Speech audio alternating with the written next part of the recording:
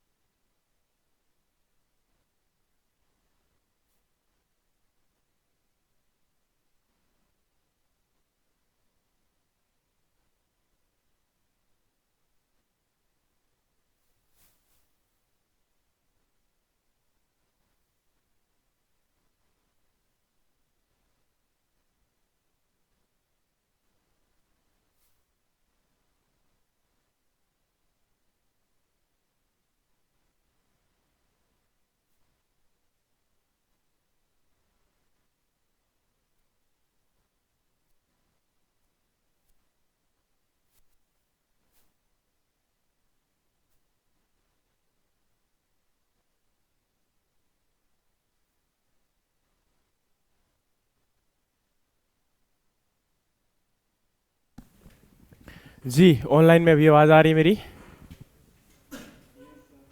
चलिए, रोज रोज याद ना दिलाना पड़े कि वीडियो ऑन करना है, ठीक है? वरना आप जानते हैं।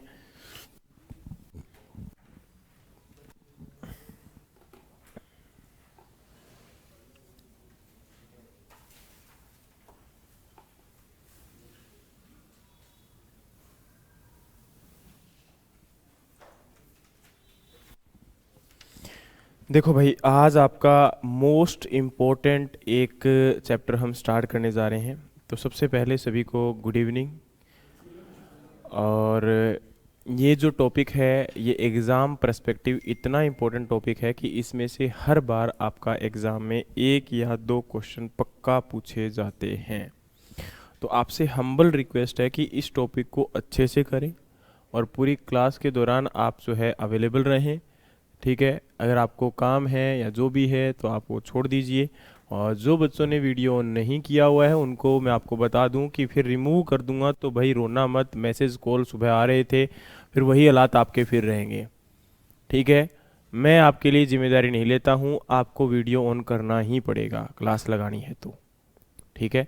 चलिए, तो आपको जो आज का टॉपिक है या आज का जो आपका इम्पोर्टेंट जो कह सकते हो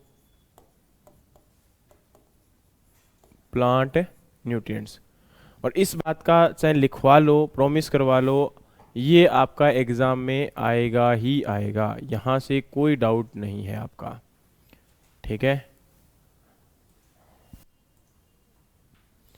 इसके बाद अगर हम बात करते हैं, देखो प्लांट न्यूट्रिएंट का मतलब क्या होता है। सबसे पहले जब न्यूट्रिएंट के बारे में आप जो डिस्कशन आता है वो आता है सॉइल फर्टिलिटी से। कहाँ से आता है? सॉइल फर्टिलिटी से। देखो, आप सब लोग जानते हो कि सॉइल के अंदर क्या होता है, आपका फर्टिलिटी है और एक प्रोडक्टिविटी है। प्रोडक्टिविटी आप लोग बोलते हो कि कितना प्रोडक्शन हुआ सॉइल में से आपका पर यूनिट एरिया से, वो आपका क्या होता है? प्रोडक्टिविटी। मैं अगेन आपको एक्सप्लेन करता हूं कि आपका पर यूनिट एरिया से कितना प्रोडक्शन निकल कर आया वो आपका प्रोडक्टिविटी होता है। पर हेक्टेयर में कितना है, पर एकड़ में कितना प्रोडक्शन है, वो हमारा क्या है? आपका जो है प्रोडक्टिविटी है। लेकिन जो आपका फर्टिलिटी होता है ये प्रोडक्टिविटी का ही पार्ट होता है। सारी की सारी जो प्रोडक्टिव सोइल होती हैं वो फर्टाइल होती हैं, बट सारी की सारी फर्टाइल सोइल जो है वो प्रोडक्टिव है नहीं होती।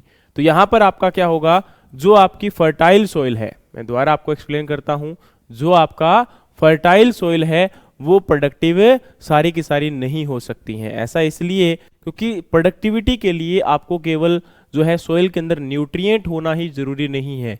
आपका सोइल प्रोडक्टिव है तो इसका मतलब सोइल के अंदर आपका क्या होना चाहिए?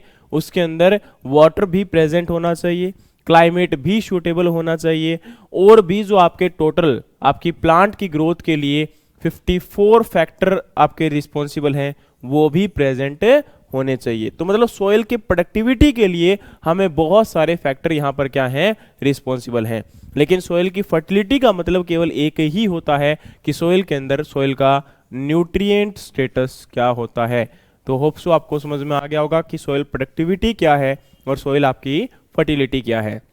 देखो, जब हम बात करते हैं आपके प्लांट न्यूट्रिएंट की, तो प्लांट न्यूट्रिएंट जो होता है उसमें आपका जो सबसे पहली बात हम पढ़ते हैं वो ये पढ़ते हैं कि क्राइटेरिया ऑफ एसेंशियलिटी जो न्यूट्रिएंट का है वो किसने दिया था।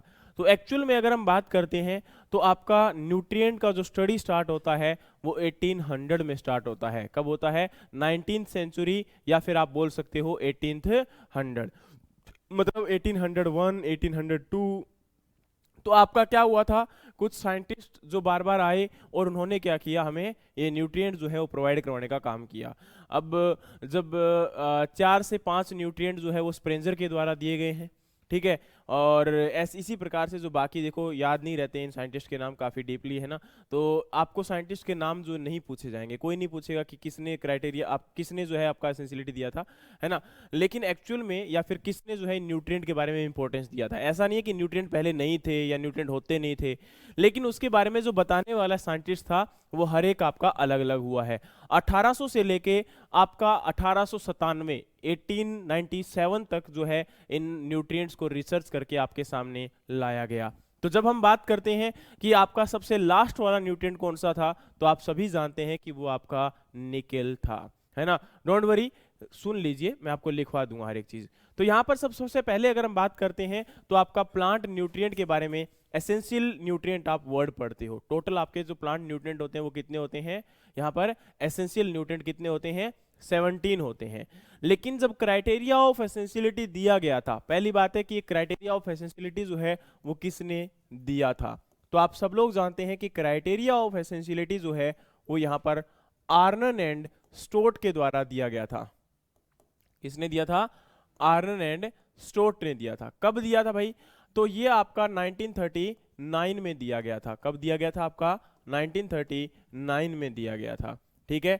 उसके बाद अगर हम बात करें तो इन्होंने क्या क्राइटेरिया, इन्होंने जो है 3 क्राइटेरिया आपके दिए थे। क्या दिए थे? आपके 3 क्राइटेरिया दिए थे। तो पहला क्राइटेरिया इन्होंने जो बोला, इन्होंने बोला कि आपका जो न्यूट्रिएंट है, किसी भी न्यूट्रिएंट के बिना आपका प्लांट जो है वो मेटाबॉलिक एक्टिविटीज या फिर उसके अंदर जो वेजिटेटिव ग्रोथ है या उसका जो रिप्रोडक्टिव ग्रोथ है उसको कंप्लीट नहीं कर सकता। मैंने क्या बोला? उन्होंने पहला क्राइटेरिया दिया कि आपका जो प्लांट जो है वो आपके बिना किसी, देखो न्यूट्रिएंट होते हैं उनके बिना आपका प्लांट जो है उसकी ग्रोथ को कंप्लीट नहीं कर सकता है। प्लांट जो है उसके अंदर अगर हम बात करते हैं तो उसकी वेजिटेटिव ग्रोथ को कंप्लीट नहीं कर सकता है। प्लांट जो है उसके अंदर आपका जो रिप्रोडक्टिव ग्रोथ है उसको भी कंप्लीट नहीं कर सकता है। तो ये बात तुम्हें समझना पड़ेगा कि प्लांट इनके बिना क्या नहीं कर पाएगा, अपना ग्रोथ नहीं कर पाएगा। दूसरा, अगर किसी भी न्यूट्रिएंट की क्या हुई, डेफिशिएंसी हुई, तो उस न्यूट्रिएंट की डेफिशिएंसी को अगर हो जाती है तो डेफिनेटली वहां पर एक डिसऑर्डर आपको देखने को मिलेगा, एक कमी आपको देखने को मिलेगी, ठीक है। तो उसको आपका जो तीसरा क्राइटेरिया ये बोलता है कि उस न्यूट्रिएंट की डेफिशिएंसी को वही न्यूट्रिएंट पूरा कर सकता है, कोई दूसरा न्यूट्रिएंट उसको रिप्लेस नहीं कर सकता है। ये क्राइटेरिया हमारे 3 दिए गए थे और देने वाले साइंटिस्ट का नाम आपके क्या थे? आर्नन एंड स्टोट। इन्होंने दिया कब था? 1939 में दिया था। तो बताइए ये बात तुम्हें समझ में आई या नहीं आई? अच्छा, देखो अभी जो है इसके अंदर हमने बोला कि क्राइटेरिया ऑफ एसेंशियलिटी किसने दिया। दूसरी बात जरा पढ़ने की कोशिश करिएगा। मैंने यहां पर आपको जो क्राइटेरिया ऑफ एसेंशियलिटी दे दिए 3, लेकिन इसके बाद एक 4th क्राइटेरिया ऑफ एसेंशियलिटी भी दिया गया था। तो जिसने 4th क्राइटेरिया ऑफ एसेंशियलिटी दिया था उसका नाम क्या था? उस पर्सन का नाम था यहां पर आपका निकोलस। क्या नाम था आपका? निकोलस, ठीक है। तो पहले एक काम करिए, अगर आप लोग लिखना चाहते हो तो वैसे तो क्राइटेरिया जो तीनों हैं वो आपके लिखवाए हुए हैं, मतलब आपके पीपीटी के अंदर ऑलरेडी प्रेजेंट है, अगर आपने प्लांट न्यूट्रिएंट की पीपीटी ओपन की है, ठीक है। फिर भी अगर लिखना चाहते हो तो लिख सकते हो जल्दी से। पहले तो आपका क्राइटेरिया ऑफ एसेंशियलिटी किसने दिया, तो साइंटिस्ट के नाम है आपके आर्नन एंड स्टोट। कब दिया? 1939। क्योंकि कई लोग बोलते हैं, बच्चे बार बार बोलते हैं कि सर हमें याद नहीं होता है, उसी के लिए हम लोग जो है इनको लिखना चाहते हैं। तो डेफिनेटली आप इनको लिख सकते हो, कोई इशू नहीं है। लिखो सबसे पहले, पहला आपका है deficiency of an essential nutrient, deficiency of an essential nutrient make it impossible for make it impossible for plant make it impossible for plant to compete the make it impossible for plant to complete the vegetative and vegetative and vegetative and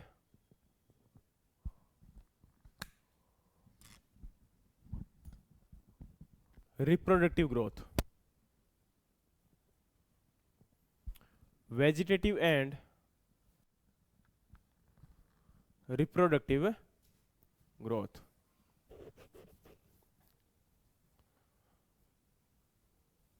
लिख लिया। दूसरा लिखिएगा, deficiency is specific to element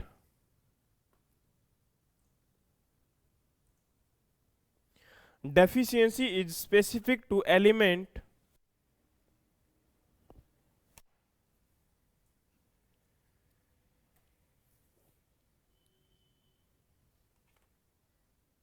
can be prevented or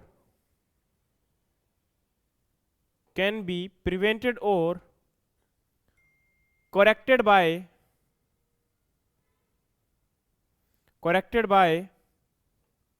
supplying of that element or nutrient. Third is they are directly involved in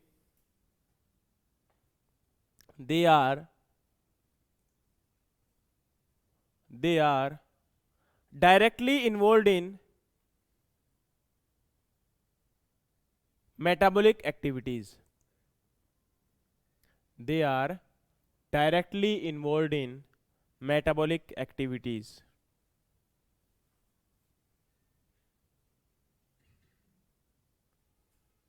अब लिखिएगा आपका fourth criteria was given by Nicholas.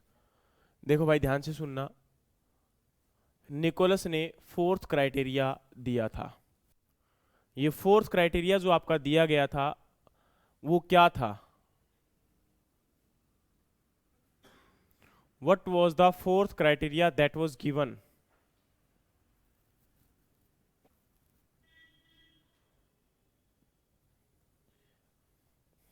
कोई बता सकता है?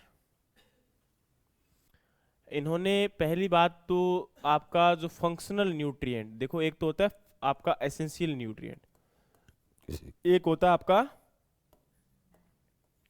फंक्शन न्यूट्रिएंट का कॉन्सेप्ट देते हुए इन्होंने बताया, और इन्होंने फोर्थ क्राइटेरिया दिया कि कोई भी न्यूट्रिएंट जो है वो दूसरा आपका रिप्लेस कर सकता है। दोबारा बताता हूं आपको मेरी बात, कि आपका कोई भी दूसरा न्यूट्रिएंट यहां पर रिप्लेस कर सकता है और उसमें कुछ जो मेटाबॉलिक एक्टिविटीज हैं उनको यहां पर कंप्लीट किया जा सकता है। जैसे कि एग्जांपल इन्होंने दिया कि आपका जो पोटाश है वो न्यूट्रिएंट काम क्या करता है? आपका स्टोमेटा ओपनिंग एंड क्लोजिंग करता है, आयन रेगुलेट करने का काम करता है। तो कहीं ना कहीं ये काम आपका जो है सोडियम भी कर सकता है, और इसको सोडियम क्या कर सकता है? उन कामों के लिए रिप्लेस कर सकता है। यही बात बताते हुए इन्होंने क्या दिया? आपका फोर्थ क्राइटेरिया दिया, और जिसको नाम इन्होंने दिया आपका क्राइटेरिया ऑफ एसेंशियलिटी। ये समझ में आया कि नहीं आया? कोई पूछ ले कि फोर्थ क्राइटेरिया किसने दिया था, तो आपका जो है निकोलस। और आपके जो टोटल एसेंशियल न्यूट्रिएंट है वो 17 है अभी, और जो आपका 17th न्यूट्रिएंट है वो कौन सा था? आपका निकेल। और निकेल भी जो है वो कब आया था? 1897। कब आया था? 1897। समझ में आ गया? यहां तक कोई डाउट है किसी को भी? अब देखो, जो आपके मैक्रो न्यूट्रिएंट्स होते हैं वो क्यों अब देखो आपको पता है कि एक एसेंशियल न्यूट्रिएंट जो होते हैं उनको आप लोग बोलते हो या तो आपके मैक्रो न्यूट्रिएंट्स हैं या फिर आपके क्या हैं? माइक्रो न्यूट्रिएंट्स हैं, यही बोलते हो यस और नो? आपके भाई मैक्रो न्यूट्रिएंट है या फिर क्या है, माइक्रो न्यूट्रिएंट है। तो इनको मैक्रो क्यों बोला जाता है और माइक्रो क्यों बोला जाता है? क्योंकि जो मैक्रो न्यूट्रिएंट्स हैं उनका आपका जो अमाउंट रिक्वायर्ड होता है, आपका देखो मैक्रो, मैक्रो का मतलब क्या होता है, ज्यादा, बड़ा, यस और नो? तो यहां पर आपका वर्ड बोला गया कि मैक्रो न्यूट्रिएंट। देखो भाई जो मैक्रो न्यूट्रिएंट है वो मोर देन 500 आपका पीपीएम जो है रिक्वायर्ड होगा, मोर 500 मोर देन 500 पीपीएम जो है वो आपका रिक्वायर्ड होगा। और जब हम बात करेंगे इसके रिलेटेड आपके माइक्रो न्यूट्रिएंट की, तो याद रखना आपका माइक्रो न्यूट्रिएंट जो है वो लेस देन 50 पीपीएम आपका क्या होगा, रिक्वायर्ड होगा। और सारे के सारे हमारे न्यूट्रिएंट जो होते हैं वो क्या होते हैं, आपके एसेंशियल न्यूट्रिएंट होते हैं। क्या होते हैं आपके, एसेंशियल न्यूट्रिएंट। देखो डियर, जब एसेंशियल न्यूट्रिएंट की बात करते हैं,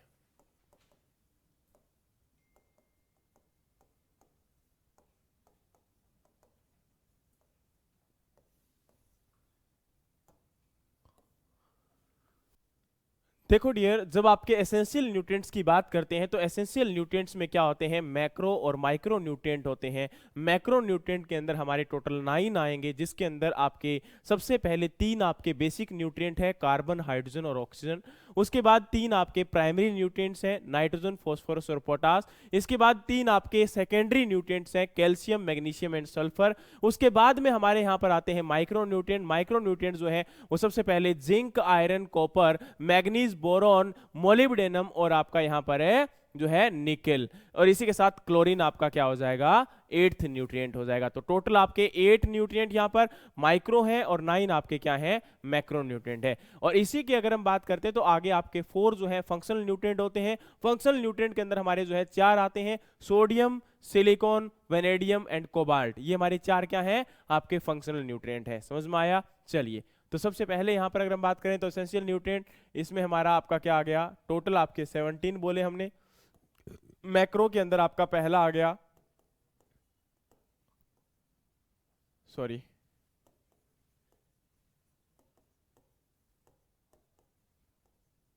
बेसिक न्यूट्रिएंट्स। उसके बाद हमारा क्या बोला गया, प्राइमरी न्यूट्रिएंट्स। और इसके बाद हमारा क्या बोला गया, सेकेंडरी न्यूट्रिएंट्स। बेसिक में आपका आता है कार्बन, हाइड्रोजन और ऑक्सीजन। इसमें आपका आता है नाइट्रोजन, फास्फोरस और पोटास, कैल्शियम, मैग्नीशियम और सल्फर।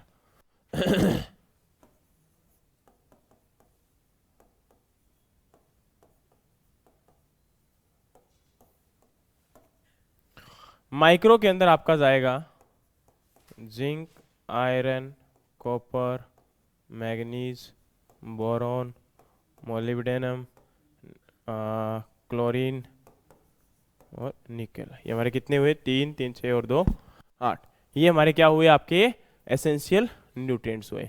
मैक्रो कितने हुए आपके, 9। माइक्रो कितने हुए आपके, 8। मैक्रो जो है वो आपके न्यूट्रिएंट्स रिक्वायर्ड हैं more than 500 ppm, less than 50 ppm। इन्हीं को हम क्या बोल देते हैं, आपका एसेंशियल न्यूट्रिएंट। इन्हीं के बारे में स्टडी करना है, इन्हीं के बारे में आपके एग्जाम में क्वेश्चंस आते हैं, इन्हीं की डेफिशिएंसी आती है और इन्हीं के रोल जो है आपके एग्जाम में पूछे जाते हैं। समझ में आ गया सभी को? चलिए, अभी जो है यहाँ पर अगर हम बात करते हैं तो आपका जो न्यूट्रिएंट का अपटेक है वो मैंने कल आपको बोला था,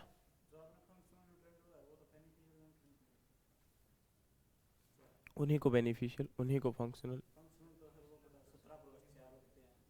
अरे एक्चुअल में क्या है, फंक्शनल के अंदर आप लोग जब बोलोगे फंक्शन, तो फंक्शनल में कई बार ये भी लिखा होता है कि केवल ये 4 लिखे होते हैं, बेनिफिशियल भी लिखा होता है। इनको वैसे बेनिफिशियल न्यूट्रिएंट जो है आपके, उनको ही फंक्शनल बोल दिया जाता है बाद में, क्योंकि जो आपका निकोलस था ना, उसने जब ये वर्ड बोला था कि फंक्शनल न्यूट्रिएंट होते हैं, ठीक है, तो उन्होंने जब क्राइटेरिया दिया था तो केवल इन्होंने इनकी बारे में बात की थी, ठीक है। अब लिखते हम लोग केवल 17 और 4 21 लिखते होते हैं, कई बार ये दिक्कत आती है, ठीक है। लेकिन अभी अगर हम बात करें अकॉर्डिंग टू निकोलस, तो निकोलस ने इनको फंक्शनल न्यूट्रिएंट बोला था, बेनिफिशियल न्यूट्रिएंट की ही बात की थी उन्होंने केवल। ठीक है। नहीं आता, ऐसे कोई क्वेश्चंस आते नहीं, अभी तक तो मैंने कोई क्वेश्चन देखा भी नहीं कि फंक्शनल न्यूट्रिएंट आ जाए, ये बेनिफिशियल न्यूट्रिएंट आ जाए, कोई नहीं पूछता है इसके अकॉर्डिंग। हाँ, बेनिफिशियल न्यूट्रिएंट जरूर बोल दिया जाता है और उसके अंदर ये आ जाते हैं तीन चार। ठीक है, चलिए। लिख लो, चाहे आप लिखो, चल फंक्शनल के बारे में ये लिख लो कि functional nutrient is equal to, functional nutrient is equal to essential nutrient plus beneficial nutrient, essential nutrient plus beneficial nutrient. और फंक्शनल को ये भी लिख लेना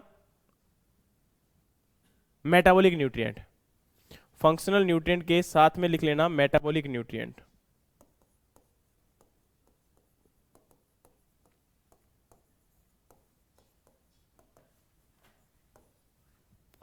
और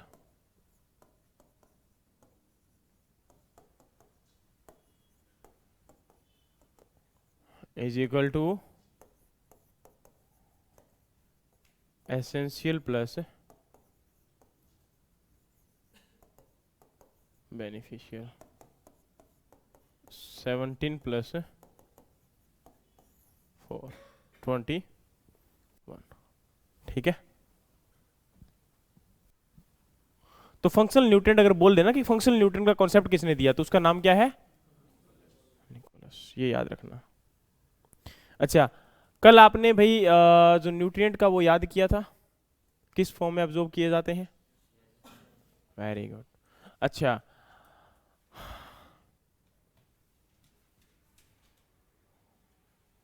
सैनी साहब, फॉस्फोरस किस फॉर्म में अब्जॉर्ब किया जाता है।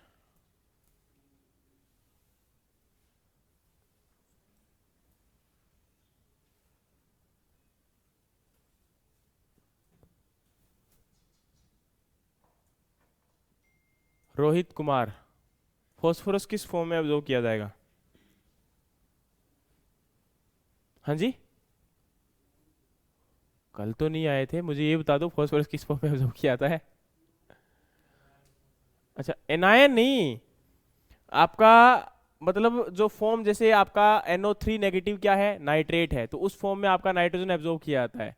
उसी प्रकार से H2PO4 है। वेरी गुड, H2, जैसे देखो दो फॉर्म में एब्जॉर्ब किया जाएगा, लिख लेना H2PO4 नेगेटिव, दोनों ही एनायन होती हैं, HPO4 2 नेगेटिव। ठीक है।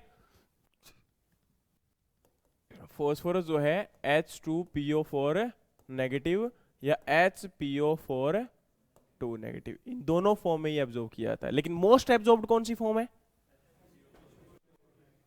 मोस्ट एब्जॉर्ब फॉर्म आपका H2PO4 है, नेगेटिव है, इसलिए इसी से क्वेश्चन ज्यादातर आ जाते हैं। ठीक है। अच्छा, आकाश सैनी, जिंक किस फॉर्म में एब्जॉर्ब किया जाता है, सैनी साहब बताइएगा जरा। जिंक जो है वो किस फॉर्म में एब्जॉर्ब किया जाता है। ZnSO4, जिंक भाई एब्जॉर्ब किया जाता है किस फॉर्म में, ZnSO। फिर जिंक सल्फेट क्या होता है पहले बताओ। Zn इस फॉर्म में एब्जॉर्ब किया जाएगा, ये केटाइन फॉर्म में एब्जॉर्ब किया जाता है। ठीक है। अच्छा, अमनदीप सिंह, डियर आपसे क्वेश्चन है, मैग्नीशियम किस फॉर्म में एब्जॉर्ब किया जाएगा। बहुत ही बढ़िया। ना ना, उधर नहीं देखना, इधर इधर इधर, हाँ अब बोलो। नहीं नहीं नहीं नहीं, ऐसे करते हुए नीचे नहीं जाना, ऊपर सामने।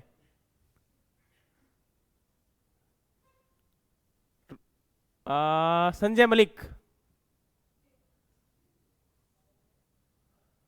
मलिक जी, मैग्नीशियम किस फॉर्म में एब्जॉर्ब किया जा रहा है भाई। अनम्यूट करो पहले। हाँ जी, पूजा आपकी साइड से वॉइस आ रही है। हाँ जी संजय, आवाज नहीं आ रही भाई। मोहित धनखड़।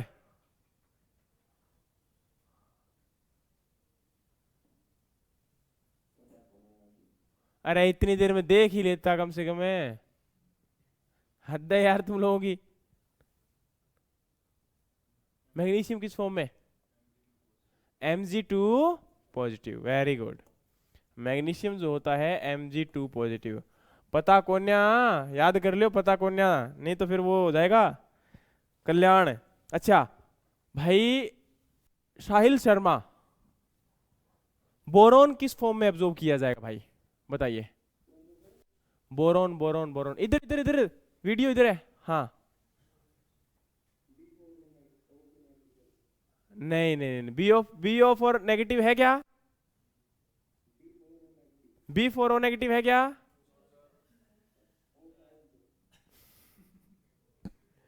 हिंद यादव।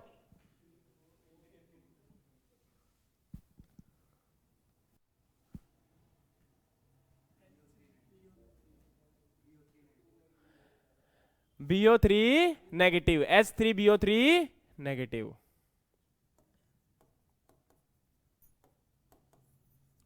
बोरिक एसिड जो होता है ना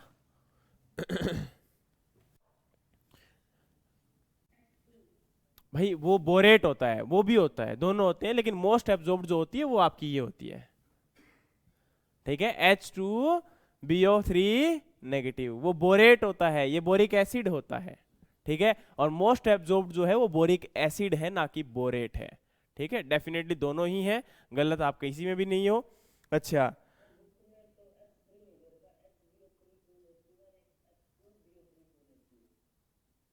कौन सी बुक में? उसमें क्या लिखा हुआ है दिखाना।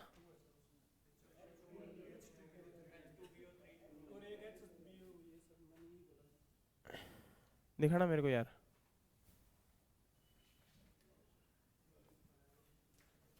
हो सकता है कहीं गलत हो गया होगा, नॉट ए बिग डील। अच्छा, एक तो एक काम करो, इसके अंदर B4O जो 27 है, O2 नेगेटिव है, उसको काट ही दो आप, है क्योंकि ये तो एग्जाम में आता ही नहीं है। ठीक है, और दूसरा H2BO3 नेगेटिव है आपका, वो आपका हो ही चुका है। और एक ना लास्ट वाले को जो है वो आपका चेंज करिए, लास्ट वाले के अंदर जो 2 नेगेटिव ऊपर लगा है उसको काट दो आप, और H3 कर दो भाई इसको। 2 नेगेटिव की जगह केवल नेगेटिव रहने दो। ठीक है, मैं आपको दिखा देता हूँ भाई। एक तो पहले तो एक तो ये लिख लो आपका H3BO3 नेगेटिव, चाहे ये कहीं भी बनता है वहीं लगा लो। ठीक है, एक आपका जो बीच में लिखा हुआ है वो बिल्कुल सही लिखा है, उसमें कोई दिक्कत वाली बात नहीं है, H2BO3 नेगेटिव। ठीक है, हाँ 2 काट दो, वही बोल रहा हूँ बेटा, 2 काट दो, दोनों में ही 2 काटना है आपका। ठीक है, 2 कहीं नहीं रहेगा। और पहले वाला बिल्कुल काट दो, उसको आप याद ही मत करो जाए। कैसे हो गया? चलिए, किसका था, दे दो भाई। ओके, ठीक है। उसके बाद आपका जो क्लासिफिकेशन है वो अकॉर्डिंग टू, हाँ जी,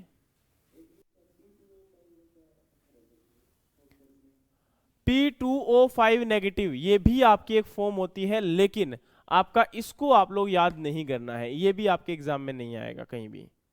ठीक है, जो एग्जाम में क्वेश्चन आता है ना फॉस्फोरस का, वो इसी से आता है। हाँ, देखो हर चीज के अंदर मैं वही बोल रहा हूँ कि न्यूट्रिएंट्स को जब आप याद करते हो ना, आपका एक न्यूट्रिएंट के अंदर कई फंक्शंस उसके अंदर हमें याद करने पड़ते हैं, कई उसके आपके जो फंक्शंस के साथ साथ हमें इनकी जो एब्जॉर्ब्ड फॉर्म है वो हमें याद करनी पड़ती है।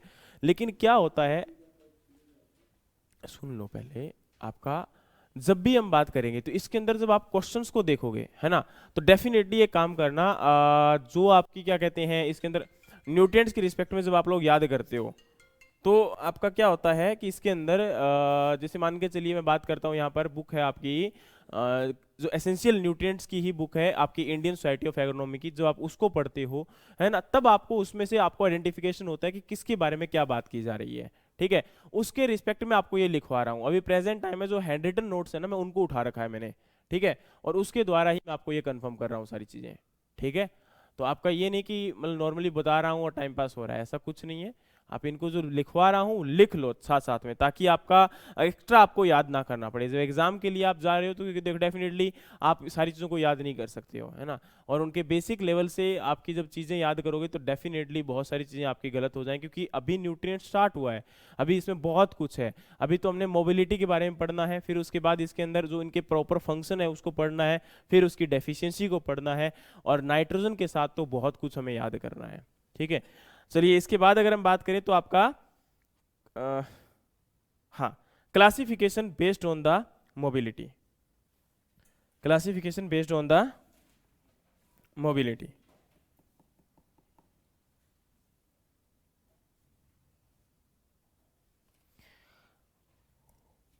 देखो भाई, मोबिलिटी दो प्रकार से होती है, एक सोइल में मोबिलिटी होती है और एक प्लांट में मोबिलिटी होती है। तो हमें सभी न्यूट्रिएंट की मोबिलिटी के बारे में याद करने का ठेका हमने नहीं लिया हुआ है, हम कुछ न्यूट्रिएंट को याद करेंगे और कुछ न्यूट्रिएंट को छोड़ देंगे। ठीक है, चलिए, क्योंकि मेन जो न्यूट्रिएंट है जिनके बारे में एग्जाम में आता है उनको हम याद करने के लिए लिख रहे हैं। लिख लेना भाई, मोबिलिटी इन प्लांट सबसे पहले।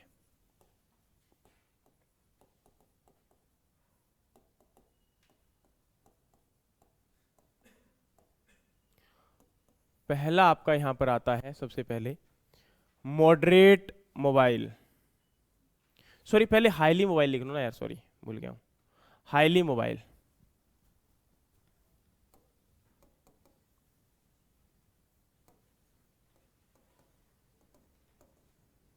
देखो तीनों के तीनों आपके जो प्राइमरी न्यूट्रिएंट है, जो आपके प्लांट के लिए मोस्ट इंपॉर्टेंट है, वो किस में आएंगे, है ना। तो देखो आपका एन पी के, ये तीनों तो है ही है, इसके साथ में आपका एक लिख लेना मैग्नीशियम और एक लिख लेना मोलिब्डेनम।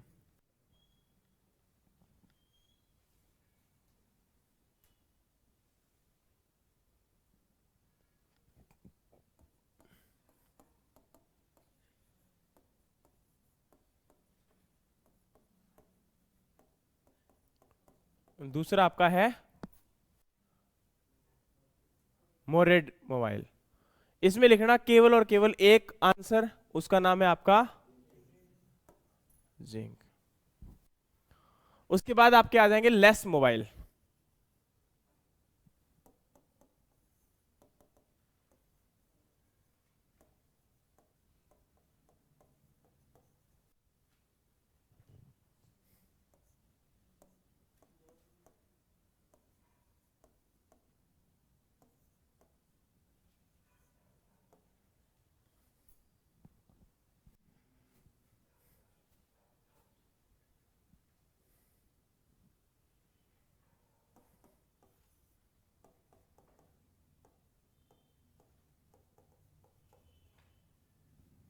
कैल्शियम और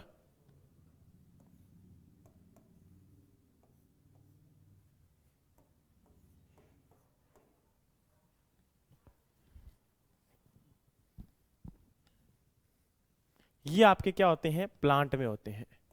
और आपको ये भी बता दूं कि एग्जाम में सोयल से क्वेश्चन बहुत रेयर चांस है पूछे जाने के, एग्जाम में प्लांट से ही क्वेश्चन पूछे जाने के चांसेस क्या हैं, ज्यादा है।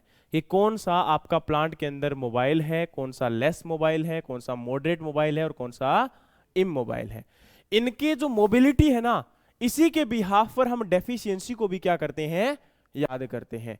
तो पहले एक बार जस्ट इसको याद रख लेना, ठीक है। डेफिशिएंसी आज नहीं पढ़ेंगे, चिंता मत करना, डेफिशिएंसी कल का आपका टॉपिक है, ठीक है। लेकिन आज आपका जो है यहां तक, डोंट वरी, अभी क्लास खत्म नहीं कर रहा हूं, कोई चले जाओगे, ठीक है सर हो गया कल्याण, है ना। अभी बहुत कुछ पड़ा हुआ है। देखो ये आपका जो है यहां तक है, क्योंकि डेफिशिएंसी तक पहुंचते पहुंचते बहुत टाइम लगेगा यार। तो ये आपका क्या हो जाएगा, इसका जो है मोबिलिटी की बेस पर, वो भी प्लांट के अंदर हमने क्या करना है, याद करना है। अगला हमारा यहां पर याद करना, mobility in soil.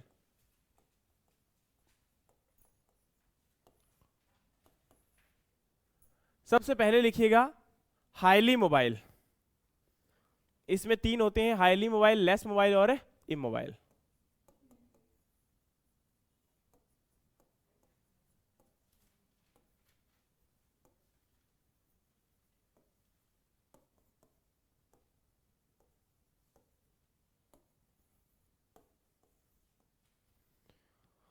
Highly mobile में पहले लिखिए।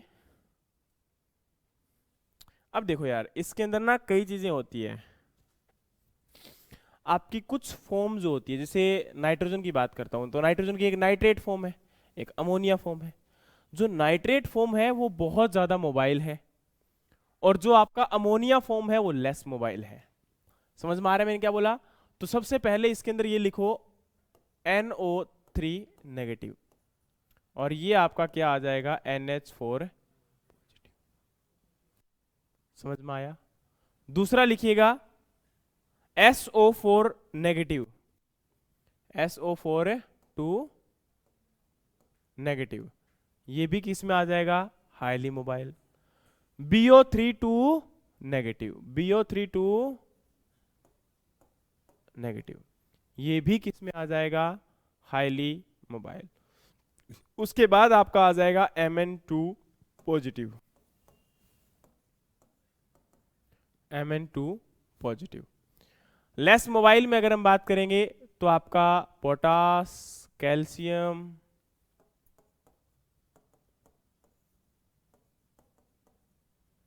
पोटास, कैल्शियम, मैग्नीशियम और आपका कॉपर, मैग्नीशियम और आपका कॉपर।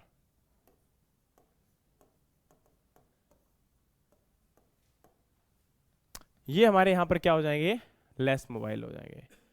उसके बाद आपका जो इमोबाइल है, देखो फोस्फोरस आपका जो होता है सोइल के अंदर क्या आता है, इमोबाइल होता है। तो इसका H2PO4 नेगेटिव फॉर्म भी और आपका HPO4 नेगेटिव फॉर्म भी, दोनों ही इसमें क्या होते हैं, आपके इमोबाइल फॉर्म में आएंगे। और लास्ट में आपका क्या आ जाएगा, Zn2 पॉजिटिव, यानी कि जिंक। ये हमारे क्या रहे, मोबिलिटी जो है किसके अंदर है, सोइल के अंदर। किसके अंदर मोबिलिटी है ये आपका, ठीक है, मोबिलिटी इन सोइल। तो ये आपका याद कर लेना, ये याद हो ना हो, लेकिन ये आपका हर हालत में क्या होना चाहिए, याद होना चाहिए। कर लोगे भाई?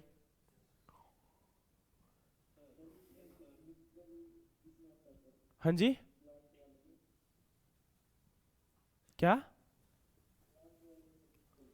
निकेल, देखो निकेल आपका, और यहां पर अगर हम बात करते हैं तो एक निकेल छोड़ते हैं और एक आपका, ये वैसे क्लोरीन भी इसके अंदर छोड़ के ही चलते हैं, इसकी डेफिशिएंसी इतनी नहीं पूछी जाती है।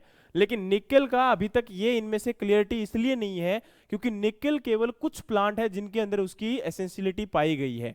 इसके अलावा सभी प्लांट में इसकी कोई एसेंशियलिटी आपकी फाइंड आउट है नहीं हुई है अभी तक के। अगर मैं बात करता हूं, क्योंकि उसके फंक्शंस की बात करता हूं, तो उसके फंक्शंस जो है वो ज्यादातर कहां पर देखने को मिलते हैं, आपके जो है इस कंडीशन में देखने को मिलते हैं, यानी कि जो आपके यंग लीफ होते हैं उस कंडीशन में आपका निकल वर्क करता है। तो मेरे अकॉर्डिंग उसको लेस मोबाइल में आना चाहिए, लेकिन अभी तक उसकी कोई श्योरिटी नहीं है, किसी ने भी उसका श्योरिटी अभी तक दिया नहीं है, क्योंकि निकल वही बात है कि न्यूली रिसर्च, और आपका कुछ एक प्लांट में ही क्या है, आपका एसेंशियल है, सभी प्लांट में इसकी एसेंशियलिटी को नोट डाउन नहीं किया गया है। समझ में आ गया सभी को? चलिए, तो यहां पर जब इनकी, हाँ जी, कौन सा? मोलिब्डेनम नोट्स में लेस में लिखा है, चेंज कर लो फिर उसको, ये मोबाइल में आएगा यार। इसका रीजन मैं बताऊंगा आगे आपको। मोलिब्डेनम का चेंज कर लो, अगर नोट्स में ऐसा लिखा हुआ है आप उसको आंसर को चेंज कर सकते हो, ठीक है। तो जितना जो करवाता जा रहा हूं उसके अकॉर्डिंग प्लीज उसको चेंज करते हुए चलिएगा। देखो, ये क्वेश्चन आपका होता है सबसे पहले कि एक ऐसे न्यूट्रिएंट का नाम बताओ जो प्लांट के अंदर हाईली मोबाइल है बट आपका सोइल के अंदर हाईली इमोबाइल है। फॉस्फोरस।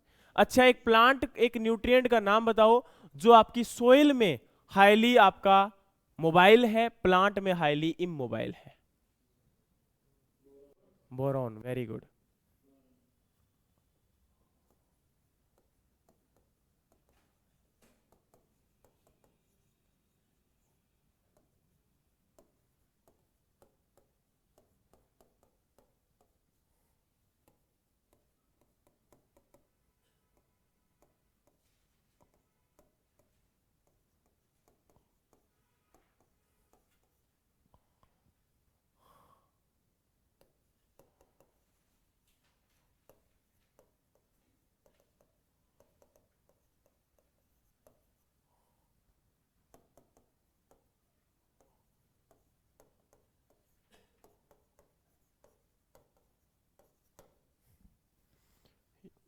ये 2 पॉइंट आपके जरूर नोट डाउन कर लेना।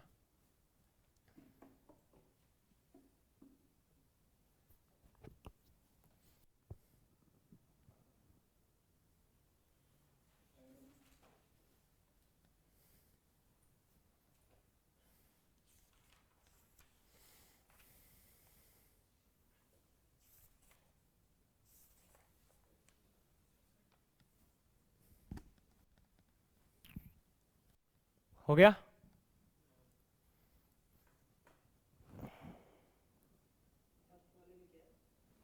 फर्स्ट वाले में है ऐसे न्यूट्रिएंट जो आपका हाईली मोबाइल है प्लांट में बट इमोबाइल है सोइल में, उसका नाम क्या है?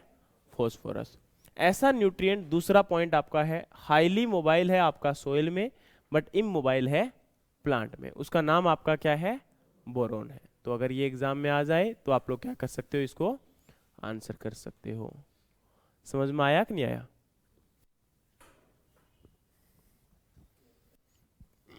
चलिए, इसी के साथ आपके जो न्यूट्रिएंट्स हैं उनमें आपकी कुछ चीज़ें जो आपको याद करने वाली हैं, उनमें अब आपका सबसे पहले जैसे न्यूट्रिएंट्स हैं तो उनके अंदर क्या है आपका, हर एक न्यूट्रिएंट का आपका प्रॉपर फंक्शन है। तो प्रॉपर फंक्शन जो हमें याद करना है वो कुछ एक न्यूट्रिएंट का ही याद करना है और उन्हीं के बिहाफ पर उनकी डेफिशिएंसी जो है वो आपकी पूछ ली जाती है। सबसे पहले आपका नाइट्रोजन जो है वो एक इंपॉर्टेंट न्यूट्रिएंट की फॉर्म में आपके पास है आता है। नाइट्रोजन आप सब लोग जानते हो, आपको जैसे ही पूछा जाएगा कि भाई डेफिशिएंसी सिम्टम क्या है, आप लोग बोलोगे सर इसके अंदर डेफिशिएंसी छोड़िए, पहले हम ये बोलते हैं कि फंक्शन क्या है। फंक्शन इसका बोलोगे सर वेजिटेटिव ग्रोथ में आपका वर्क करता है, ये आपका जो नई ग्रोथ आती है आपका प्लांट के अंदर, जो क्लोरोफिल आपका है जो है उसको इम्पार्ट करने का, यानी कि ग्रीन कलर जो है वो इसकी वजह से आता है। और आपका जो न्यूक्लिक एसिड फॉर्मेशन होता है वो भी कहीं ना कहीं इसी की वजह से फॉर्म होता है। तो इन सभी चीज़ों के लिए कौन रिस्पॉन्सिबल? आपका नाइट्रोजन। तो सबसे पहले अगर हम बात करते हैं तो नाइट्रोजन के बारे में ही हम क्या करेंगे, डिस्कस करेंगे। और बोलोगे सर यहाँ पर 3 न्यूट्रिएंट जो हमारे क्या होते हैं, बेसिक होते हैं, उनके बारे में तो आपने बोला ही नहीं, ये तो बहुत गलत बात है। देखो भाई, जो बेसिक न्यूट्रिएंट होते हैं कार्बन, हाइड्रोजन और ऑक्सीजन, वो किसी भी बॉडी का जो आपका कह सकते हो कि ड्राइड मैटर होता है उसका 90% या 95% जो है किससे बना होता है? कार्बन, हाइड्रोजन और ऑक्सीजन। आपने सुना होगा कार्बन जो है वो तो आपका CO2 की फॉर्म में क्या कर लिया जाएगा? एब्जॉर्ब कर लिया जाएगा। हाइड्रोजन जो है वो आपका H2O यानी कि वाटर जो होता है वो एब्जॉर्ब कर लिया जाएगा। और ऑक्सीजन जो है वो आपका वाटर के साथ साथ ये भी बोल सकते हो कि ऑक्सीजन के साथ में एब्जॉर्ब कर लिया जाएगा। क्वेश्चन रेज होता है कि सर वाई ऑक्सीजन? तो यहां पर मैं आपसे बात करना चाहूंगा कि आपका ऑक्सीजन जो होता है वो C3 प्लांट के अंदर आपका जो है इसको क्या किया जाता है? एब्जॉर्ब किया जाता है नाइट के टाइम पर जब रेस्पिरेशन प्रोसेस होता है। समझ में आया मैंने क्या बोला? जब रात के समय कई बार आपने सुना होगा कि पौधों के नीचे नहीं सोना चाहिए, उसका रीजन यही था क्योंकि पौधों के नीचे सोओगे तो रात में क्या होता है, प्लांट आपका ऑक्सीजन को लेता है और कार्बन डाइऑक्साइड को क्या करता है? रिलीज करता है। तो उसी वजह से क्या होता है कि उस प्लांट के नीचे कार्बन डाइऑक्साइड का कंसंट्रेशन ज्यादा होने से आपकी डेथ भी हो सकती है। इसीलिए जब पुराने जमाने की बात करें तो उस समय लोगों को समझ में नहीं आता था और वहां पर जो है भूत की बातें की जाती थी। लेकिन क्वेश्चन रेज होता है कि सर जो आपका यहाँ पर पीपल जिसके ऊपर सबसे ज्यादा भूत की बातें की जाती है वो तो आपका ऐसा पौधा है जो कि कहीं ना कहीं सबसे ज्यादा ऑक्सीजन देता है, रात में भी ऑक्सीजन छोड़ता है, फिर भी इसके ऊपर ये बातें क्यों बोली गई? इसका रीजन ये था क्योंकि जो पीपल का पेड़ है वो आपका कहीं ना कहीं सबसे ज्यादा ऑक्सीजन प्रोवाइड करवाता है।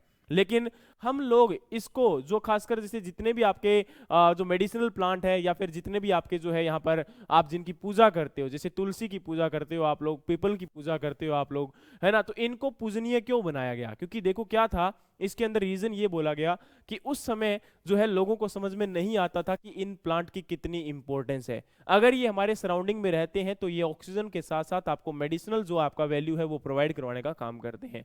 इसीलिए जो है इनको किसी ना किसी प्रकार के डर और भय के साथ इनको ऐड कर दिया गया, किसी धार्मिक आस्था के साथ इनको जोड़ दिया गया और इसी वजह से आज जो है इनकी संख्या जो है कहीं ना कहीं मतलब ज्यादा कम नहीं हुई है। क्योंकि अगर आप तुलसी की बात करोगे तो आज भी हम इसके अंदर बोलते हैं कि इसको खाना नहीं चाहिए डायरेक्टली, क्योंकि अगर खा लेते हो तो पाप चढ़ जाता है, क्योंकि कृष्ण जी का ये क्या होता है, पेड़ होता है। लेकिन आपको पता होना चाहिए कि अगर तुलसी को अगर आप डायरेक्टली कंज्यूम करते हो, उसके अंदर एक आपका पारा होता है, मरकरी होता है। वो मरकरी जैसे ही डायरेक्टली आपके दांत के ऊपर लगेगा, ये दांत को डिटेरियोरेट करना स्टार्ट कर देता है, खराब करना स्टार्ट कर देता है।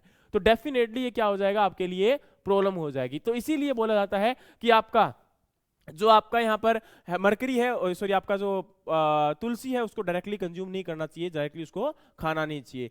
दूसरी बात यहाँ पर बोली जाती है कि आपका जो पीपल का पेड़ है या फिर जो तुलसी है, इनको काटना क्यों नहीं चाहिए, पूजा करनी चाहिए। वो इसीलिए करनी चाहिए क्योंकि इनकी मेडिसिनल वैल्यू और इनकी जो नॉर्मल वैल्यू हो वो काफ़ी क्या होती है, हाई होती है। समझ में आया यहाँ तक? कोई दिक्कत है किसी को? यस और नो? है ना? चलिए, आज कितने बचे हैं? 31, और होने चाहिए मोर देन 50, अप्रोक्सीमेटली 58 समथिंग। हालात देख लो तुम, है ना? नॉर्मली क्लास में होते हैं 40 42, इतने बच्चे होते हैं, ठीक है। और आज केवल 29 है, और मैं कल से बोल रहा था कि ये टॉपिक आपका क्या है, बहुत है इंपॉर्टेंट है। मैं सच बोलता हूँ, मेरा मन था कि मैं वीडियो दूंगा आप लोगों को, ठीक है, कि एक टॉपिक एक बार में समझ में नहीं आता, अब नहीं दूंगा किसी भी हालात में। और खासकर उन लोगों को जिनके लिए, ठीक है, जिनका अभी आना पॉसिबल नहीं है, उनको तो मैं रिमूव करके फिर उनकी जो है बातें करूंगा वहाँ पर। क्योंकि मज़ा भी तभी आता है ना जब आप क्लास लगाते ही नहीं हो, तो भाई आपका सबसे इंपॉर्टेंट तो यही चीज़ है ना।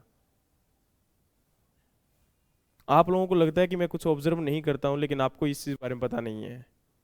आपको आने वाले टाइम के लिए उन पर्सन्स को जो रेगुलर हैं उनको क्या बेनिफिट दिया जा सकता है, आपको आइडेंटिटी मतलब इसका आइडिया भी नहीं है आप लोगों को, ठीक है।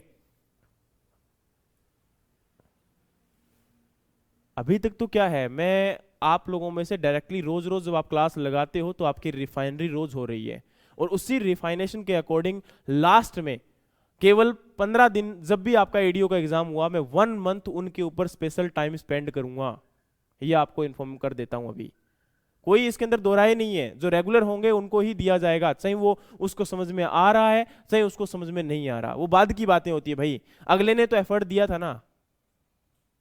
आप रेगुलरली टेस्ट अटेम्प्ट कर रहे हो, आपको पता नहीं है, लेकिन मुझे पता है कि मैं उस टेस्ट में से आपका क्या निकाल रहा हूं। आपको पता होना चाहिए उस टेस्ट को कब आपने दिया, उसमें कितना टाइम आपने स्पेंड किया, कितनी बार आपकी स्क्रीन बंद हुई, ये भी मुझे पता होता है। आपने कौन से क्वेश्चन के ऊपर कितना टाइम स्पेंड किया, ये भी पता होता है। कितने बजे आपने स्टार्ट किया था, कितने बजे आपने एंड किया, आपने ऑटो सबमिशन किया था या फिर टेस्ट अपने आप सबमिट हुआ, ये भी पता होता है, ठीक है। ये चीजें सारी पता है, डोंट वरी। कोई ये सोच रहा है कि हमने जो है स्क्रीन को नीचे करके ये कर लिया वो कर लिया, कई होता है। अब कई लोगों के ना मतलब हद करते हैं वो, उनसे जब पूछते हैं कि आपके नंबर इतने कैसे आए, सर पढ़ा था मैंने। टाइम उसने पूरा स्पेंड किया होता है, 40 मिनट आपके, 45 मिनट आपके, 50 मिनट आपने, है ना, इतना टाइम स्पेंड किया होता है, 1 घंटा दिया होता है। लेकिन उसको ये नहीं पता होता कि तू भाई गधा है कि मतलब महागधा है। एक एक क्वेश्चन के ऊपर 20-20 मिनट होती है, और कुछ क्वेश्चन 1 सेकंड में निकाले होते हैं। मतलब 1 सेकंड में तो आंख ना झपकी जाए तूने पढ़ कैसे लिया था उस क्वेश्चन को। तो नकल करने के लिए भी क्या चाहिए होती है, अकल चाहिए होती है। उस चीज को नहीं आजमाते हम लोग। तो आपके अकॉर्डिंग ये नॉर्मल चीजें हैं, लेकिन मुझे ये चीज बहुत इंपॉर्टेंट लगती है, क्योंकि मुझे सिलेक्शन भी देने होते हैं, है ना। तो आप सोचते हैं कि केवल ये टाइम पास हो जाता है और निकल जाते हैं यहां से, इसके बाद कोई नहीं ऑब्जर्व करता हमें। आपकी एप्लीकेशन की एक्टिविटीज भी ऑब्जर्व होती हैं। इवन दो मैं इनको देखते हुए ही आपके साथ लास्ट में जो आपका 1 मंथ, अगर एग्जाम जिस दिन रिलीज हो गया, उन बच्चों को मिल जाएगा जिन्होंने, मतलब मिलने का मतलब ये नहीं कि उनको एक कंटेंट एक्स्ट्रा दूंगा, कुछ नहीं देने वाला। उनको क्लास एक्स्ट्रा दूंगा, उनको टॉपिक द्वारा बताऊंगा, उनको एक्स्ट्रा वो चीजें जो डायरेक्टली हो सकती है उनको द्वारा रिवाइज दूंगा, ठीक है। हर चीज उनको कंटेंट वही रहेगा जो आपको दिया गया है, इसके अंदर कुछ एक्स्ट्रा नहीं है। लेकिन उनके साथ एक्स्ट्रा आपका टाइम जरूर स्पेंड किया जाएगा, 2 घंटे 3 घंटे 1 घंटा, जितना भी मेरे से बन पड़ा, क्योंकि मुझे सिलेक्शन देना है और डेफिनेटली देना है। अब आपके हाथ में वो चीज, मुझे कोई दिक्कत नहीं है। लेकिन चलिए, आप लोग लगे रहिए, कॉन्टिन्यूस आते रहिए जाते रहिए, है ना। मंदिर का घंटा होता है ना, बजा दिया, आ गए, वापिस आ गए, चल रहा होता है टाइम पास। आपको पता नहीं है बट आपकी स्क्रीन कंप्लीट रिकॉर्ड हो रही है ऑनलाइन वालों की। आपको पता नहीं है ऑफलाइन वालों, लेकिन आपकी हर एक की एक्टिविटी ऑब्जर्व हो रही है। मनोज दूर दूर तक नहीं है भाई इसमें, तुम बुरा मत मानना, लेकिन उम्मीद होती है कि शायद ये लोग कुछ करेंगे। जब वो नहीं करते हैं तो फिर गलत होता है। और कुछ नहीं होता किसी के साथ, ये नहीं कि आप लोग मतलब ये कर लोगे, है ना, कुछ बड़ी बात नहीं होती। जब किसी की उम्मीद आपकी लग जाती है तो वो उम्मीद नहीं तोड़नी चाहिए। उम्मीद ये तो है नहीं कि तेरे शादी लगा रखी है मैंने, मेरे उम्मीद जो लगाई हुई है ये है कि सिलेक्शन शायद हो जाए किसी का, क्योंकि वो हो जाए तो डेफिनेटली एक ये होता है कि हाँ ये पर्सन इतने टाइम तक साथ रहे थे, इनका सभी का सिलेक्शन होना चाहिए। ठीक है, ये अब न्यूट्रिएंट में बोल रहा था 3 दिन, पिछले 3 दिन से 4 दिन से लगा पड़ा हूं कि भाई न्यूट्रिएंट बहुत इंपॉर्टेंट है, क्लास को कोई मिस मत करना। फिर भी यार ऑनलाइन में 20-22 बच्चे ऑफ है, यहां पर आपके फिर वही बात है 5-7 बच्चे ऑफ है। क्यों? क्योंकि मजाक है ना, हो जाएगा दोबारा। सच बताता हूं, अभी इसकी सबसे पहले यही फोटो इसीलिए ली है कि इस क्लास की जब दोबारा क्लास होगी सबसे पहले उनको रिमूव करूंगा वहां से, फिर उसके बाद क्लास दूंगा मैं आपकी। क्योंकि मुझे ये चीज देखनी होती है कि जो इंपॉर्टेंट टॉपिक है उसके लिए कौन कितना बोलने के बाद आया था। मुझे आपकी इंपॉर्टेंस नहीं पता कि आप क्या कर रहे हो। 2 घंटे आपने पढ़ने के लिए नहीं दे सकते हो अपने, तो किसके लिए दोगे भाई आप? कई लोग ये बोलते हैं कि मैंने ये किया, मैं क्या किया आपने? कुछ नहीं किया आपकी जिंदगी में आपने।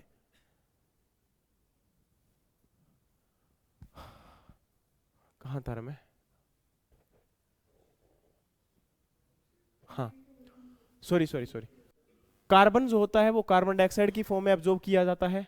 हाइड्रोजन जो होता है वो आपका H2O की फॉर्म में, और जो आपका ऑक्सीजन होता है वो H2O और O2 की फॉर्म में, दोनों में क्या किया जाता है? एब्जॉर्ब किया जाता है।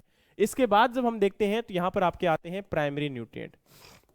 प्राइमरी न्यूट्रिएंट का मतलब क्या होता है आपका? N, P और K, नाइट्रोजन, फॉस्फोरस और पोटास। ठीक है, इनकी जब हम बात करते हैं तो यहां पर इनकी इंपॉर्टेंस और बाकी न्यूट्रिएंट की इंपॉर्टेंस हमें पढ़ना है, लेकिन किस किस की पढ़ेंगे वो मैं आपको बता देता हूं। देखो इन तीनों का तो काफी इंपॉर्टेंट है क्योंकि ये तो हमें पढ़ने ही पड़ेंगे।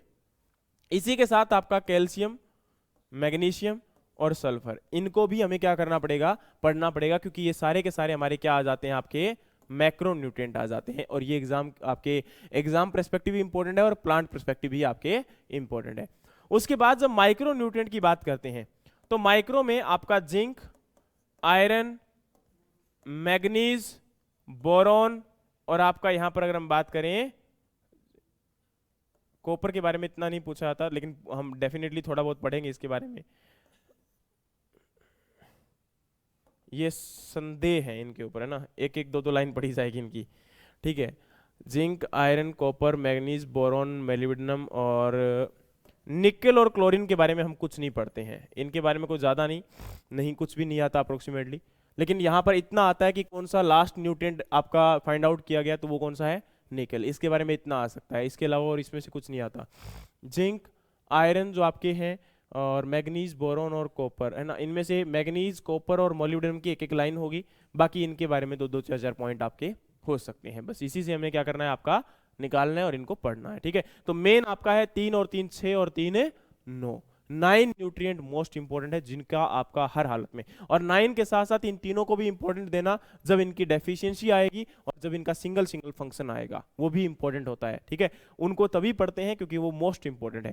सबसे पहले अगर हम बात करें तो यहां पर आपका आता है नाइट्रोजन। लिखिएगा नाइट्रोजन को। अब कुछ देर के लिए कॉपी पेन दोनों बंद कर दो, आपको समझाने की कोशिश करता हूं कि इसमें क्या क्या हो सकता है। देखो भाई, वैसे तो आपका हर एक न्यूट्रिएंट के अकॉर्डिंग अगर मैं बात करता हूं तो आपने सुना होगा एक किसी का एटॉमिक नंबर, किसी का आपका जो है आपका बॉइलिंग पॉइंट, है ना, ये आपके न्यूट्रिएंट्स के, आपके पॉइंट के, मिनरल्स के अलग अलग होते हैं। हमें इनसे कोई मतलब नहीं है। जब भी आप लोग देखोगे तो इनके बारे में लिखा होता है, ये पढ़ा भी होता है। लिखना चाहो, पढ़ना चाहो, मुझे कोई दिक्कत नहीं है, मेरे पास है, मैं आपको दे सकता हूँ, but that is not important for your exam perspective. मैं उसको यही मानता हूँ क्योंकि वो नहीं आएगा कभी भी एग्जाम में। ठीक है, चलिए, आपको पता है कि एनवायरमेंट के अंदर अप्रोक्सीमेटली कितना % नाइट्रोजन है? 78। और उतना ही हमारी सोइल के अंदर ये क्या है? डेफिसिट। क्या है आपके सोइल में? देखो, कुछ चीजें ऐसी होती है कि सोइल के अंदर आपकी कहीं ना कहीं प्रेजेंट रहते हुए भी वो फिक्स हो जाती हैं।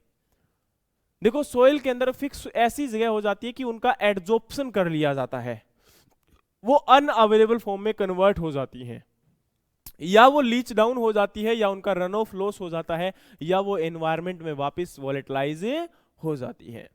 समझ में आ गया? तो इसी वजह से वो प्लांट को जो है क्या नहीं अवेलेबल हो पाती। तो डेफिनेटली यहां पर हमें क्या पढ़ना है, सबसे पहले तो ये देखना है कि आपके जो न्यूट्रिएंट है इसमें सबसे पहले जो आपका नाइट्रोजन है, नाइट्रोजन का क्या रोल है, क्या फंक्शन ये प्ले करता है। देखो जब भी नाइट्रोजन के फंक्शन के बारे में आप लोग पढ़ोगे तो पहला फंक्शन आपका यहां पर आता है कि न्यूक्लिक एसिड फॉर्मेशन में ये क्या करता है, हेल्प करता है। पहला फंक्शन आपका क्या है,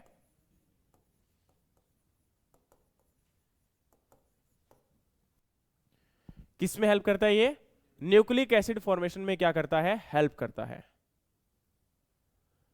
अब यहां पर क्या होगा कि न्यूक्लिक एसिड का मतलब क्या होता है,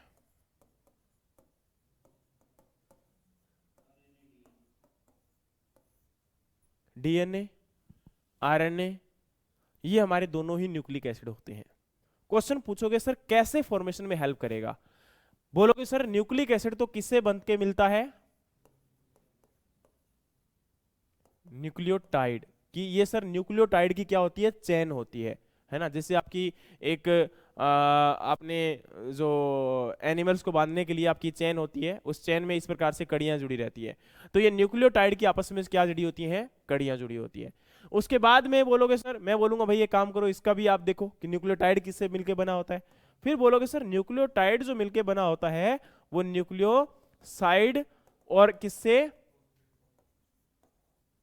फॉस्फो डाइस्टर बॉन्ड। सर अब भी नाइट्रोजन नहीं मिला यार, आप तो गलत बोल रहे हो। मैं बोलूंगा भाई ये काम करो, इसको और ओपन करो कि न्यूक्लियोसाइड किससे मिलके बना होता है, तब आपको निकल के आएगा कि ये भाई नाइट्रोजन बेस प्लस आपका शुगर। और शुगर में दो प्रकार की शुगर होती है, एक डिऑक्सी राइबोज शुगर और एक आपका यहां पर राइबोज शुगर होती है। ये दो शुगर होती हैं जिनसे मिलके आपका क्या बना होता है, आपका यहां पर न्यूक्लियोसाइड बना होता है। बोलोगे सर नाइट्रोजन बेस में ऐसा क्या होता है, भाई इसके अंदर दो आपके नाइट्रोजन बेस होते हैं, एक होता है प्यूरिन और एक होता है आपका पायरीमिडीन। बोलोगे सर प्यूरिन कौन कौन से होते हैं, भाई एडेनिन और ग्वाइनिन जो होते हैं वो प्यूरिन होते हैं, और साइटोसिन और थायमिन जो है, थायमिन की जगह कई बार यूरेसिल भी आ जाता है। जब आपका डीएनए बनेगा तो यहां से आपका डीऑक्सीराइबो शुगर आएगी और यहां से आपका थायमिन आएगा।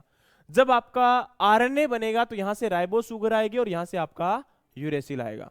बोलोगे सर ये जुड़ेगा कैसे, भाई इनका स्ट्रक्चर ऐसा बना होता है, ए टी और जी सी, इस प्रकार के बॉन्ड बने होते हैं। बोलोगे सर ये बॉन्ड कौन सा होता है, तो भाई इस बॉन्ड का नाम आपका होता है हाइड्रोजन बॉन्ड। बॉन्ड का नाम क्या होता है, हाइड्रोजन बॉन्ड। तो हमेशा याद रखना कि यहां पर डबल बॉन्ड होता है, यहां पर ट्रिपल बॉन्ड होता है। लेकिन क्वेश्चन क्या आ सकता है कि आपस में जो ये नाइट्रोजन बेस है वो किस बॉन्ड से जुड़े होते हैं, उस बॉन्ड का नाम है आपका हाइड्रोजन बॉन्ड। क्वेश्चन आता है कि न्यूक्लियोसाइड आपस में किस बॉन्ड से जुड़े होते हैं, तो बॉन्ड आपका है फॉस्फोडाइस्टर बॉन्ड। तो नाइट्रोजन का तो यहां पर इंपॉर्टेंस समझ में आ गया होगा कि नाइट्रोजन यहां पर कितना इंपॉर्टेंट है, किसको बनाने के लिए, आपका डीएनए और आरएनए को बनाने के लिए। ये हमारा क्या रहा, डीएनए आरएनए, ये बना था तो किससे बना था, आपका नाइट्रोजन बेस से बना था। होप सो आपको ये बात समझ में आ गई होगी कि नाइट्रोजन आपका कितना इंपॉर्टेंट है for the formation of DNA and RNA. अब यहां पर एक चीज और याद रखना कि आपका जो डीएनए और आरएनए में जितना इंपॉर्टेंस आपका नाइट्रोजन का है, उसके बाद उतना ही इंपॉर्टेंस यहां पर किसका आ जाता है, फॉस्फोरस का आ जाता है। क्योंकि फॉस्फोरस भी यहां पर क्या कर रहा है, उनको एडजॉइन करने का काम कर रहा है, तभी तो आपका न्यूक्लिक एसिड बनेगा। इसीलिए आप लोग जब फंक्शंस को पढ़ते हो तो आपने सुना होगा कि न्यूक्लिक एसिड फॉर्मेशन में नाइट्रोजन और फॉस्फोरस जो होते हैं वो इंपॉर्टेंट रोल प्ले करते हैं। यस और नो? अच्छा, अब जब हम इसकी बात कर रहे हैं तो हमने ये पता लगा लिया कि ये फॉस्फोरस जो रहेगा वो आपका इंपॉर्टेंट रहेगा। ये तो बाद में हम देखो जब फॉस्फोरस का फंक्शन आएगा तो याद रखना भाई कि न्यूक्लिक एसिड फॉर्मेशन में ये हेल्प करता है, भूलोगे तो नहीं इस बात को, ठीक है। तो यहां पर ये क्या हो गया, आपका बाकी इंपॉर्टेंट हो गया है। चलिए अब हम इसके बाद में बात करते हैं कि ये जो है क्लोरोफिल फॉर्मेशन में भी एक आपका इंपॉर्टेंट रोल प्ले करेगा। किसमें, आपका क्लोरोफिल। भाई क्लोरोफिल का मतलब क्या होता है, क्लोरोफिल का मतलब होता है कि आपका जो ग्रीन कलर इंपार्ट करवाता है आपके प्लांट को। बोलोगे सर इसका फायदा क्या है? भाई क्लोरोफिल जो होता है वो लाइट को एब्जॉर्ब करता है, जो एनवायरनमेंट से सोलर रेडिएशन से जो आपकी लाइट आती है उसको एब्जॉर्ब कौन करता है? क्लोरोफिल करता है। बोलोगे सर प्लांट उसका करेगा क्या? उसको आपका फोटोसिंथेसिस रिएक्शन में वो क्या करता है? यूज करता है फोटोसिंथेसिस रिएक्शन को कंप्लीट करने के लिए, फूड को प्रिपेयर करने के लिए। तो यहां पर क्लोरोफिल जो बनता है उसका एक स्ट्रक्चर होता है, उस स्ट्रक्चर का इस प्रकार से एक आपका यहां पर है जो है ये स्ट्रक्चर क्रिएट होता है। और यहां पर ये जो स्ट्रक्चर क्रिएट हुआ, इस स्ट्रक्चर में ये आपका एक रिंग बन गया। इस रिंग को आप लोग बोलते हो पोरफायरिन रिंग। समझ में आ गया? अब देखो यहां पर नाइट्रोजन के साथ साथ हमें एक न्यूट्रिएंट और मिल गया, उसका नाम क्या मिला? मैग्नीशियम। और याद रखना ये जो रिंग बन रहा है, इस रिंग को बनाने के लिए आपका यहां पर नाइट्रोजन की हेल्प जो करेगा वो उसका नाम क्या है? आपका आयरन। इसीलिए आपका आयरन जो है वो एज ए कैटलिस्ट का काम करता है क्लोरोफिल फॉर्मेशन के लिए। क्या काम करता है आपका? एज ए कैटलिस्ट का काम करता है किसके लिए? क्लोरोफिल फॉर्मेशन के लिए। अब देखो आयरन का फंक्शन जब पढ़ाऊंगा तो मैं बार बार बताऊंगा नहीं, ये आपको ऑलरेडी डिसाइड हो चुका है कि यहां पर क्या हो रहा है। तो यहां पर मैंने क्या बोला? आपका क्लोरोफिल क्या कर रहा है? आपका मैग्नीशियम बीच में प्रेजेंट है। लेकिन बोलोगे सर क्वेश्चन आ जाए कि आपका जो क्लोरोफिल है वो कैसे फॉर्म हुआ? ऑप्शन में नाइट्रोजन भी है और मैग्नीशियम भी है, तो बताइए हम आंसर किसको करेंगे? भाई क्वेश्चन जब पूछा जाएगा तो आपसे दो चीजें पूछी जाएंगी कि आपका स्ट्रक्चरल कंपोनेंट कौन सा है क्लोरोफिल का। जब भी ये बात आपकी आ जाए तो उसका नाम आ जाएगा आपका मैग्नीशियम, क्योंकि स्ट्रक्चर बीच में बैठकर कौन बना रहा है? आपका मैग्नीशियम बना रहा है। लेकिन जब भी क्वेश्चन आपसे आ जाए कि बेसिक न्यूट्रिएंट कौन सा है आपका क्लोरोफिल का, तो बेसिक न्यूट्रिएंट का नाम आपका है नाइट्रोजन। और जब भी पूछे कि पोरफायरिन रिंग बनाने में कौन एज ए कैटलिस्ट का काम करता है क्लोरोफिल फॉर्मेशन में, तो उसका नाम हमारा क्या हो जाएगा? आयरन। अब बताइए कि किसी को कोई डाउट है तो? लेकिन अगर कोई पूछ ले कि सर फोटोसिंथेसिस रिएक्शन में आपका एज ए कैटलिस्ट कौन काम करता है, तो उस समय आपका नाम क्या आएगा? कॉपर।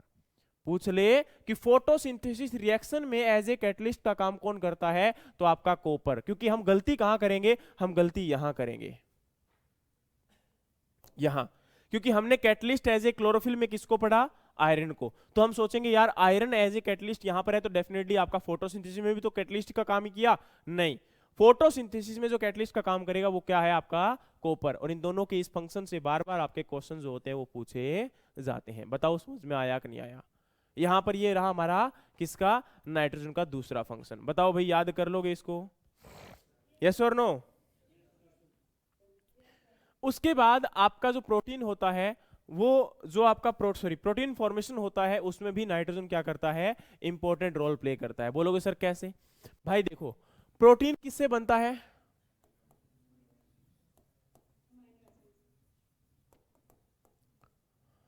अमाइनो एसिड से।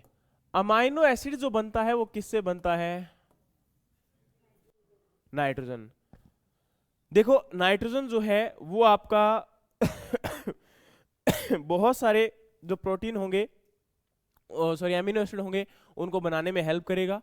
और जब एमिनो एसिड बनेगा तो उसमें नाइट्रोजन जो है वो एक इंपॉर्टेंट रोल प्ले करता है। लेकिन यहां पर याद रखना कि जितना आपका नाइट्रोजन का रोल है एमिनो एसिड फॉर्मेशन में, उतना ही सल्फर भी आपका इंपॉर्टेंट रोल प्ले करता है कुछ एमिनो एसिड को बनाने के लिए। उनका सबसे पहला नाम आता है मैथियोनिन, दूसरा नाम आता है सिस्टीन और सिस्टाइन। ये हमारे तीन जो है आपके एमिनो एसिड रहते हैं जिनके लिए आपका सल्फर जो है वो एक इंपॉर्टेंट न्यूट्रिएंट का काम करता है। तो एग्जाम में कई बार क्वेश्चन आ चुका है इनके रिलेटेड कि मैथियोनिन फॉर्मेशन के लिए कौन सा इंपॉर्टेंट आपका न्यूट्रिएंट होता है, तो सल्फर। ठीक है। अब देखो साथ साथ में न्यूट्रिएंट कितने कोरिलेट हो रहे हैं। एक न्यूट्रिएंट हम लोग पढ़ रहे हैं और अभी तक कितने न्यूट्रिएंट के फंक्शन जान चुके हैं? फॉस्फोरस भी पढ़ चुके हैं, मैग्नीशियम भी पढ़ चुके हैं, आयरन भी पढ़ चुके हैं, कॉपर भी पढ़ चुके हैं और सल्फर भी पढ़ चुके हैं।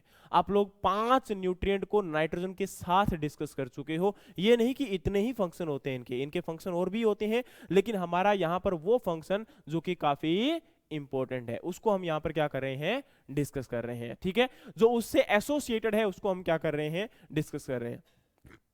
अब इसके अलावा भी हम सारी बातें करेंगे जब हम सल्फर को आपका क्या करेंगे, डिस्कस करेंगे। बस इतने, इन तीनों न्यूट्रिएंट को यहाँ पर आपका, सॉरी, तीनों एमिनो एसिड को क्या करना आप लोग याद रखना। कर लोगे भाई, यस और नो?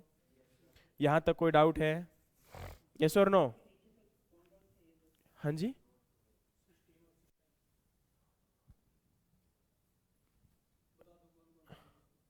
किसको?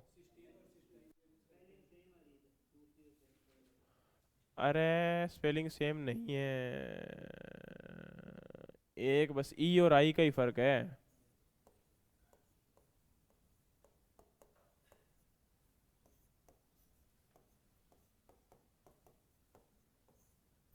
अब भी स्पेलिंग सेम आ रही है क्या?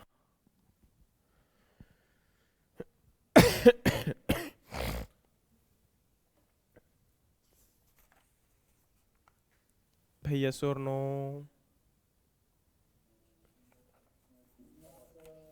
चलिए देखो, जब नाइट्रोजन की बात करते हैं तो नाइट्रोजन के अंदर उसकी डेफिशिएंसी जो है वो कहाँ शो होती है, तो मैं अभी आपको एक बता रहा हूं कि ये ओल्डर लीफ में इसकी डेफिशिएंसी क्या होगी, शो होगी। डोंट वरी, डेफिशिएंसी को हम दोबारा पढ़ेंगे, उनका टेबल और चार्ट बनाएंगे और फिर हम रिलीज करेंगे। लेकिन अभी तक आपको इतना बताना चाहूंगा कि जो आपका नाइट्रोजन है वो ओल्ड लीफ में क्या करता है, डेफिशिएंसी कॉज करता है। इसमें जो डेफिशिएंसी सिम्टम्स हैं वो कैसे शो होते हैं, देखो सबसे पहले हम लोग जब एडीओ की बात करें तो उसमें सीरियल क्रॉप की आपकी काफी इंपॉर्टेंस है। तो सबसे पहले इनके बारे में लिख भी सकते हो यहाँ से कि डेफिशिएंसी में, अब देखो आपको पता है कि ये क्लोरोफिल फॉर्मेशन में हेल्प करेगा, एमिनो एसिड में हेल्प करेगा, आपका प्रोटीन फॉर्मेशन में हेल्प करेगा, न्यूक्लिक एसिड में फॉर्मेशन में हेल्प करेगा, तो वेजिटेटिव ग्रोथ में भी तो क्या करता है, ये हेल्प करता है। ये बात तो तुम्हें पता है। चलिए, तो इतना हमें लग गया पता। अब इनकी डेफिशिएंसी की भी बात थोड़ी बहुत कर लेते हैं। तो डेफिशिएंसी में याद रखना कि नाइट्रोजन जो है वो सीरियल्स के अंदर वी शेप की डेफिशिएंसी क्रिएट करता है। कैसे? जैसे मान के चलिए ये आपका क्या है, यहां पर ये लीफ आ गया, इसमें आपका इस प्रकार से, समझ रहे हो, इस प्रकार से क्या करेगा, ये डेफिशिएंसी क्रिएट करेगा। तो यहां पर याद रखना कि वी शेप में ये क्या करेगा, डेफिशिएंसी क्रिएट करेगा। और ये खासकर सबसे पहला, क्योंकि देखो क्लोरोफिल को बनाने में हेल्प कर रहा था, तो डेफिनेटली ये क्या करेगा, क्लोरोसिस करेगा। क्या करेगा, क्लोरोसिस करेगा, और फुल लीफ क्लोरोसिस करेगा। कैसा क्लोरोसिस करेगा, फुल लीफ, मतलब पूरा का पूरा लीफ बाद में धीरे धीरे, पहले ईवी शेप से स्टार्ट होगा और पूरा का पूरा लीफ जो है वो धीरे धीरे क्या होता जाएगा, क्लोरोसिस की चपेट में आ जाएगा। डेफिनेटली वेजिटेटिव ग्रोथ को क्रिएट कर रहा था, तो अब वेजिटेटिव ग्रोथ भी क्या हो जाएगी आपकी, रुक जाएगी। यस और नो? ठीक है, इसके साथ आप दो तीन चीजें लिखना जो कि बहुत इंपॉर्टेंट है। और हाँ, एक चीज और बोलना चाहूंगा यहां पर, जब आपका न्यूक्लिक एसिड की बात कर रहे थे, डीएनए आरएनए की बात कर रहे थे, तो आपको इतना पता है कि डीएनए आरएनए की इंपॉर्टेंस जो होती है वो कहीं ना कहीं, जब हम आपका कहते हैं ना कि एक जनरेशन से जब दूसरी जनरेशन बनती है तब ज्यादा इंपॉर्टेंट होती है, क्योंकि एक बार आने के बाद तो डीएनए आरएनए वही रहेगा ना। तो यहां पर याद रखना कि उसके अंदर मेनली जो आपका प्लांट में, एक प्लांट से दूसरे प्लांट में जो डीएनए ट्रांसफर होता है, वो ऐसे तो है नहीं कि दूसरा प्लांट खड़ा हुआ वहां पर जाकर सामने और उसमें क्या करेगा, ये ले डीएनए तू, ये ले आरएनए तू। क्या होता है, जब उसके अंदर फ्लावरिंग आती है, रिप्रोडक्शन होता है, तभी आपका ये पॉसिबल हो पाएगा। तो इसकी वजह से रिप्रोडक्शन और फ्लावरिंग दोनों में ही क्या देखने को मिलेगी, रिडक्शन देखने को मिलेगी। और साथ में इसकी वजह से वेजिटेटिव ग्रोथ भी आपको क्या देखने को मिलेगा, बहुत कम देखने को मिलेगा। और आपका प्रोटीन कंटेंट इससे बन रहा था, तो प्रोटीन कंटेंट अगर ये नहीं हुआ तो आपको डेफिशिएंसी देखने को भी मिलेगी। और प्रोटीन कंटेंट कहीं ना कहीं किससे रिलेट करता है, वेजिटेटिव ग्रोथ से रिलेट करता है। क्योंकि प्रोटीन जब भी आप लोग बोलते हो, क्या बोलते हो, बॉडी बिल्डिंग का आपका एजेंट होता है, क्या होता है कि नहीं होता। उसी प्रकार से आपकी वेजिटेटिव ग्रोथ जो होगी वो भी क्या हो जाएगी, इसमें स्टॉप हो जाएगी। चलिए भाई, अब इसमें दो तीन बातें लिखना। एक तो ये रेड लीफ ऑफ कॉटन करने का काम करेगा, क्या, रेड लीफ ऑफ कॉटन। और दूसरा, इसकी डेफिशिएंसी से आपको जो कॉटन के अंदर, मैंने आपको जब आपके याद होगा जब मैंने बताया था कॉटन के अंदर आपका बोल फॉर्मेशन होता है, याद आया, कॉटन का जो आपका एक प्रकार से फ्रूट बनता है, फ्रूट को आप लोग क्या बोल देते हो, बोल बोल देते हो ना। तो याद रखना जो कॉटन बोल होता है उसके अंदर तिड़क आपका मतलब उसकी ओपनिंग से पहले ही वो क्या हो जाता है, ब्रेक डाउन हो जाता है। तो तिड़क जो है वो भी देखने को मिलती है इसकी डेफिशिएंसी की वजह से। ठीक है, ये हुआ इसकी डेफिशिएंसी। लेकिन अगर एक्सेस हो जाए तो, ये हम बात कर रहे थे किसकी, डेफिशिएंसी की। लेकिन अगर हमने देख लिया इसका एक्सेस तो क्या होगा भाई, नाइट्रोजन की एक्सेस की वजह से पहला ये होता है कि वेजिटेटिव ग्रोथ बहुत ज्यादा हो जाएगी। और अगर वेजिटेटिव ग्रोथ ही हो रहा है तो मैच्योरिटी जो है वो प्लांट की क्या हो जाएगी, डिले हो जाएगी। तो लिख लेना डिले इन द मैच्योरिटी, पहला पॉइंट यही होना चाहिए। पहला पॉइंट क्या होना चाहिए, डिले इन द मैच्योरिटी। दूसरा, आपका नाइट्रोजन जो है वो कहीं ना कहीं क्या होता है, वेजिटेटिव ग्रोथ को प्रमोट करता है। और जितना वेजिटेटिव ग्रोथ प्रमोट होगा उतना ही प्लांट आपका क्या होगा, सकुलेंट होगा। सकुलेंट का मतलब जानते हो, जैसे आपका कहते हो ना, जैसे कोई भी चीज खाने में ज्यादा लचीली लगती है तो लचीला आपकापन करेगा। तो डेफिनेटली जितनी ज्यादा सकुलेंसी होगी उतना ही इंसेक्ट और पेस्ट का अटैक जो होगा वो क्या होता जाएगा, बढ़ता जाएगा। ठीक है, तो जितना आपका यहां पर ये सकुलेंट होगा, जितना ये सॉफ्ट होगा प्लांट, उतना ही सकुलेंसी के साथ साथ इंसेक्ट पेस्ट का अटैक जो होगा वो भी क्या होता जाएगा, बढ़ता जाएगा। देखो एक चीज आपकी स्टार्ट हुई थी, उसके साथ एसोसिएशन में ही इसकी डेफिशिएंसी है, इसकी एसोसिएशन में ही इसकी क्या है, एक्सेस है। यस और नो, है ना। तो प्लीज इसको जरूर याद करिएगा जब हम इसको पढ़ रहे हैं। ठीक है, और इसी के साथ आपका लिखिएगा कि आपका ये सकुलेंसी जो है, जैसे अब डेफिनेटली क्या होगा, सकुलेंट है तो प्लांट आपका गिरने के भी चांस उसके अंदर क्या रहेंगे, ज्यादा रहेंगे। तो लोजिंग प्रॉब्लम आपका आ सकता है, लिख लो कौन सा प्रॉब्लम है आपका, लोजिंग प्रॉब्लम। बताइए भाई कहीं कोई दिक्कत है।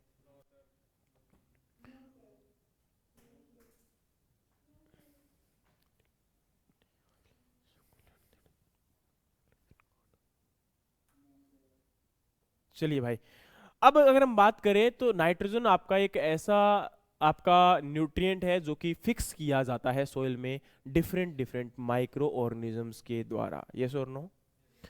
अब बायोलॉजिकल नाइट्रोजन फिक्सेशन, इसको हम क्या देते हैं, नाम देते हैं बायोलॉजिकल नाइट्रोजन फिक्सेशन। क्यों बोला, क्योंकि उसमें एनिमल या लिविंग बीइंग इन्वॉल्व है जो कि क्या करते हैं, नाइट्रोजन फिक्स करने में हेल्प करते हैं। तो लिख लो भाई बायोलॉजिकल नाइट्रोजन फिक्सेशन।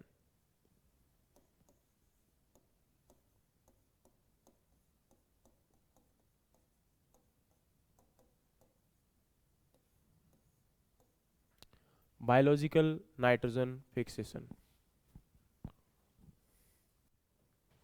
जीएसटी की स्लेब को मर्ज किया जा रहा है क्या, जीएसटी स्लेब्स को, मे बी 12, पहले क्या था, 0, 12, 18 और आपका 28 था। अभी जो 12 और 18 है उनको मर्ज करके 15 किया जा रहा है। ठीक है, और मे बी जो 12 और 18 में जितनी भी आती हैं उनको 15 कर दिया जाएगा और 28 को 30 कर दिया जाएगा। ठीक है, जीएसटी में चेंजेस आ रहे हैं, देख लिया करो यार हम जी। वो अब देखो महंगा कह लो सस्ता कह लो वो तो, ओहो मैंने वो बोला कि आपका महंगा सस्ता बाद की बात है, लेकिन हमें देखो अपने एग्जाम पर्सपेक्टिव पढ़ना पड़ेगा। क्योंकि कल को अगर हम जीएस में जाते हैं ना, जनरल स्टडी अगर बाय चांस एग्जाम में आता है, किसी भी एग्जाम में आप स्टडी कर रहे हो ना, या फिर आप जनरल नॉलेज का अगर क्वेश्चन आ जाता है, अगर आप इंटरव्यू में बैठते हो तो इंटरव्यू में ये क्वेश्चन हो सकते हैं। तो इंटरव्यू का प्रिपरेशन एक दिन का नहीं होता। इंटरव्यू में ये थोड़ा ना होता है कि आपके मतलब पूछ लिया जाएगा भाई न्यूट्रिएंट बताओ, हाँ कहाँ डेफिशिएंसी इशू होगा। हो सकता है पूछ ले, अलग बात है कि पर्टिकुलर अगर कोई सब्जेक्ट से बैठा हुआ है वो पर्सन आपसे पूछ ले, नॉट ए बिग डील। क्योंकि वो आपका जो एकेडमिक नॉलेज था वो चेक कर चुके हैं किसमें, एग्जाम में। अभी वो आपका पर्सनैलिटी टेस्ट होता है। एक्चुअल में इंटरव्यू का दूसरा नाम यही तो होता है, पर्सनैलिटी टेस्ट। लोग इंटरव्यू लिखते भी नहीं है, वहां पर यही लिखते हैं पर्सनैलिटी टेस्ट आपका होगा। ठीक है, तो पर्सनैलिटी टेस्ट का मतलब क्या होता है कि आपको डेली, अब ये नहीं है कि क्वेश्चन का आंसर आना जरूरी है, उस क्वेश्चन का आंसर आपने किस वे में किया ये बहुत जरूरी है। और इसी से आइडेंटिफाई होता है कि आप उस जॉब के लायक हैं या नहीं।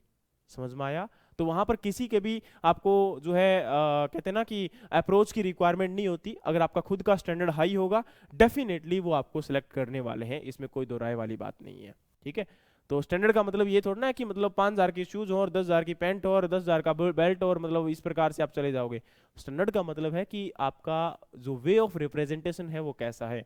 तो वे ऑफ रिप्रेजेंटेशन इन्हीं चीज़ों से पता चलता है कि आपका जैसे प्रेजेंट टाइम में जो जीएसटी स्लैब है कि आपका चेंज किया जा रहा है, आपका जो है पॉइंट ऑफ व्यू क्या है। ठीक है, अब जैसे आपने बोला कि सर इसके अंदर इंक्रीज किया जा रहा है तो ये फायदा थोड़ा ना नुकसान ही हो रहा है। तो हमें वो पॉइंट नहीं रखना है, हमें वहां पर दोनों पर्सपेक्टिव रखने होते हैं, हमें नेगेटिव भी रखने होते हैं और पॉजिटिव भी रखने होते हैं। जैसे हम जो है यहाँ पर आपके एग्रीकल्चर रिफॉर्म की बात कर रहे हैं, तो जैसे ही न्यूट्रिएंट खत्म हो जाएगा मैं आपको दो तीन जो आपके एग्रीकल्चर रिफॉर्म है, जो हरियाणा का एग्रीकल्चर स्टैटिस्टिक्स है और जो उसकी करंट अफेयर है उसके बारे में हम डिस्कस करेंगे। ठीक है, मंडे को करेंगे इसके बारे में। तो डेफिनेटली उस समय हम जानेंगे कि किस प्रकार से उसके अंदर आपका चेंजेस किया गया है या क्या क्या चीजें हैं, क्योंकि वो बहुत जरूरी है यार। हाँ तो वो भी तो चलेगा, डेफिनेटली वो तो आना ही पड़ेगा यार। ठीक है, और हरियाणा के साथ साथ हिमाचल एडीओ में भी अभी पोस्ट आ चुकी है। ठीक है, वो है तो एमएससी बेस पे, जिनके पास एमएससी है वो लोग अप्लाई कर सकते हैं, सभी लोग ये अप्लाई कर सकते हैं। वहां पर भी आपका कुछ एक्स्ट्रा नहीं पढ़ना होगा, केवल हिमाचल की वेराइटीज को आपको डिस्कस करना पड़ेगा, थोड़ी बहुत एक दो क्रॉप को आपको एक्स्ट्रा पढ़ना पड़ेगा। ठीक है, उसके अलावा आपका कुछ ज़्यादा नहीं है। तो जो लोग प्रिपेयर करेंगे वो बता देना, प्रिपरेशन आपको करवा दी जाएगी, नॉट ए बिग डील। ठीक है, चलिए। तो आपका यहां पर हम बात कर रहे थे बायोलॉजिकल नाइट्रोजन फिक्सेशन। देखो बायोलॉजिकल नाइट्रोजन जो फिक्सेशन होता है उसमें आपका दो या तीन टाइप होते हैं, तीन टाइप होते हैं। पहला होता है सिम्बायोटिक नाइट्रोजन फिक्सेशन। ठीक है, कैसा होता है? सिम्बायोटिक नाइट्रोजन फिक्सेशन, लिख लो पहले।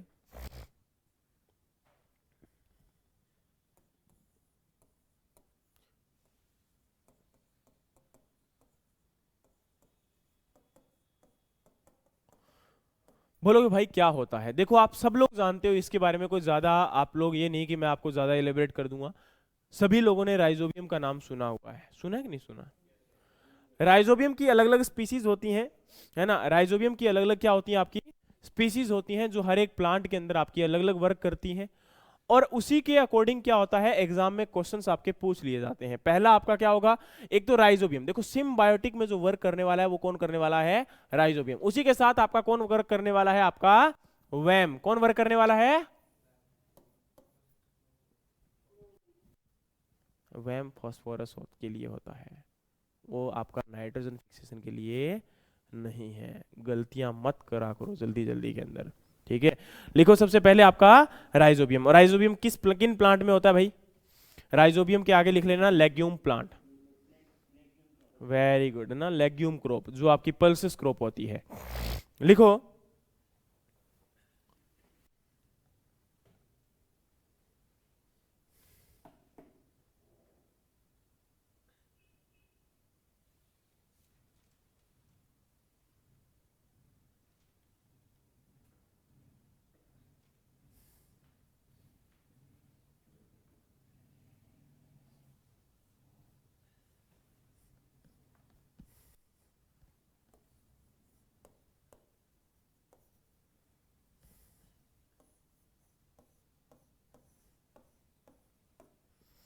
जो लेग्यूम के अंदर आपका नाइट्रोजन होता है ना, मैं भूल गया हूँ यार, नाइट्रोजन से डायरेक्टली NH4 पॉजिटिव में कन्वर्ट होगा और नाइट्रेट में कन्वर्ट नहीं होता, याद रखना हमेशा, ये NH4 पॉजिटिव में कन्वर्ट होता है। ठीक है, देखो ध्यान से सुनना, जो आपके नोड्यूल यहाँ पर बनेंगे रूट के अंदर, अच्छा जो आपके, ये कैसे चल पड़ता है कई बार, चलो यहाँ पर क्या बोला कि आपका नोड्यूल जो बनेगा वो एक चीज तुम्हें पता होना चाहिए, जो है पिंक कलर का नोड्यूल बनता है। इतना तो आप सब लोग जानते होंगे। कई बार ना मतलब हम ये भी सोच लेते हैं कि यार हमारे प्लांट के अंदर जो, क्योंकि देखो डेफिनेटली लेग्यूमिनस प्लांट है और ये लेग्यूमिनेसी फैमिली से बिलोंग करते हैं, इतना आप सब लोग जानते हैं। क्या होता है कि इसके अंदर सर नोड्यूल है या इसके अंदर कोई और आपका प्रॉब्लम है, मतलब नेमाटोड भी तो होते हैं, आपने सुने होंगे, लेकिन नेमाटोड जो है वो पिंक कलर के नहीं होते हैं। नेमाटोड जो है वो आपके कुछ और कलर के होंगे, डेफिनेटली रेड कलर के हो सकते हैं, येलो कलर के हो सकते हैं, लेकिन मोस्टली जो आपका यहाँ पर लेग्यूमिनस प्लांट के अंदर जो नोड्यूल है वो कैसे देखने को मिलेंगे? पिंक कलर को देखने को मिलेंगे। ठीक है, तो यहाँ पर आपका पिंक कलर जब बनेगा तो डेफिनेटली ये लेग्यूम कैसे, ये जो नोड्यूल है वो कैसे वर्क करेंगे, राइजोबियम कैसे वर्क करेगा? देखो सबसे पहले इनके लिए एरोबिक कंडीशन की रिक्वायरमेंट बहुत जरूरी होती है। एनारोबिक कंडीशन में ये आपका वर्क नहीं कर पाएगा। ये बात पहले आप लिख भी सकते हो, क्योंकि कई एग्जाम्स में यहां से क्वेश्चन आया है कि which condition is important for the nitrogen fixation in the legume plant. तो आपका एरोबिक कंडीशन यानी कि ऑक्सीजन का अवेलेबल होना बहुत जरूरी होता है। समझ में आ गया? यस और नो? क्योंकि यहां पर मेन जो वर्क करता है वो कौन वर्क करता है? Lag haemoglobin. कौन वर्क करता है? Lag haemoglobin. और लैग हीमोग्लोबिन जो होता है वही तो ऑक्सीजन की सप्लाई करता है। इसके लिए प्लांट के अंदर जो ऑक्सीजन की सप्लाई करने का काम करता है वो कौन करता है? लैग हीमोग्लोबिन करता है। जैसे आपकी बॉडी के अंदर अगर हम बात करेंगे तो कौन होता है? आपका हीमोग्लोबिन होता है। लेकिन प्लांट के अंदर जो आपका इसको ट्रांसपोर्ट करने का काम करेगा ऑक्सीजन का, वो कौन होता है? लैग हीमोग्लोबिन होता है। एक बात और बता दूं कि आपका जो नोड्यूल बनेगा, ये नोड्यूल जो है अब आपका यहां पर कन्वर्जन करेगा किसको? जो एनवायरमेंट की नाइट्रोजन है N2 है ना, उसको क्या करेगा? NH4 पॉजिटिव में क्या करेगा? कन्वर्ट करेगा। किस में कन्वर्ट करेगा? NH4 पॉजिटिव में इसको क्या करेगा? कन्वर्ट करेगा। ठीक है। अब यहां पर क्या होता है? राइजोबियम की अलग अलग स्पीसीज होती है। राइजोबियम लेग्यूमिनोसोरम होती है, राइजोबियम मेलिलोटी होती है, राइजोबियम जैपोनिकम होती है। ये अलग अलग स्पीसीज हैं जो कि आपकी वर्क करती हैं। तो चलो जल्दी से आपको यहाँ पर लिखवा ही देते हैं कि ये कौन कौन सी क्या होती हैं, स्पीसीज होती हैं। ठीक है। अच्छा, कोई पूछ ले कि आपका कौन सा एंजाइम वर्क करता है नाइट्रोजन फिक्सेशन में, तो भाई अगर कोई पूछे कि कौन सा एंजाइम वर्क करता है नाइट्रोजन उसके अंदर, तो वो उसका नाम क्या होगा?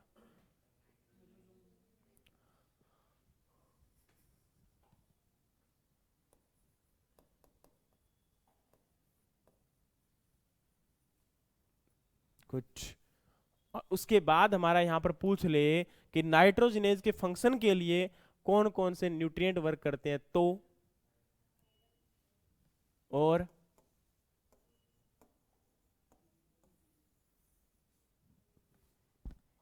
आयरन और मोलिब्डेनम। तो लिख लेना भाई, बायोलॉजिकल नाइट्रोजन फिक्सेशन के लिए आपका जो लेग्यूम प्लांट होता है उसमें जो फिक्सेशन हो रहा है उसमें आपका कौन सा एंजाइम वर्क करेगा? तो नाइट्रोजिनेज। और उसके बाद अगर कोई पूछ ले कि भाई वहां पर नाइट्रोजिनेज के साथ साथ कौन से जो न्यूट्रिएंट है वो वर्क करेंगे, तब आपका आंसर क्या आ जाएगा? आयरन और मोलिब्डेनम। बताओ भाई, लिख लोगे क्या इस बात को? कोई शक? अच्छा, अब लिखना जो आपका नाइट्रोजन है उसके अंदर सबसे पहली बात एक ये भी लिखोगे आप। अब सॉरी, नाइट्रोजन फिक्सेशन जब हो रहा है तो पहले उनके एग्जांपल लिख लो। राइजोबियम आपको नाम पता है भाई, देखो हर एक के आगे लगा लेना, ये लगा लेना राइजोबियम। ठीक है। पहली स्पीसीज आपकी यहां पर है लेग्यूमिनोसेरम। ठीक है। लिखो राइजोबियम में लेग्यूमिनो सोरियम सेरम, जो भी देख लेना यार, स्पेलिंग मिस्टेक हो सकता है क्योंकि जल्दी जल्दी में लिखा हुआ मैंने यहाँ पर। ये किस किस के लिए वर्क करेगा? ये वर्क करेगा सबसे पहले मटर, पी के लिए। पायसम, किसके लिए वर्क करेगा? पायसम। दूसरा वर्क करेगा, मतलब इसके एग्जांपल है किस किस में वर्क करने वाला है? पायसम, लेंटिल, लेंटिल, लिथायरस और faba bean. FABABEAN, faba been.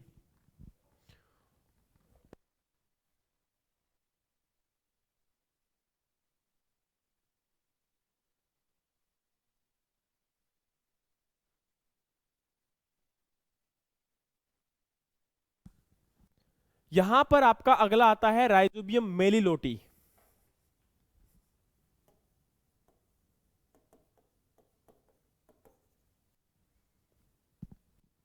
Example लिखना, ल्यूसर्न और फेन्यूग्रीक। ल्यूसर्न और फेन्यूग्रीक।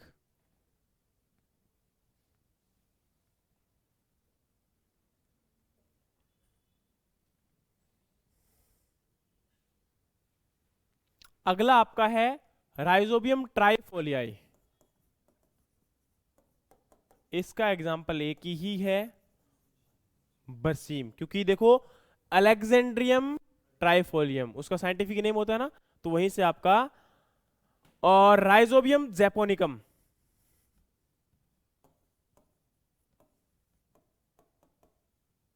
ये आपका सोयाबीन के लिए। एक चीज और याद कर लेना कि सोयाबीन बाद में कौन बताएगा यार, भूल जाऊंगा।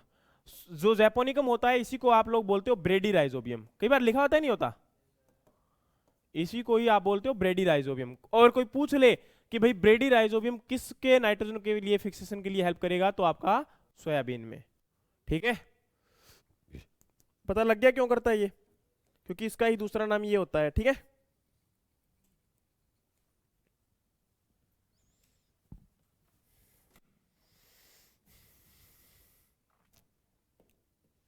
अगला आपका है rhizobium फैसियोलाई।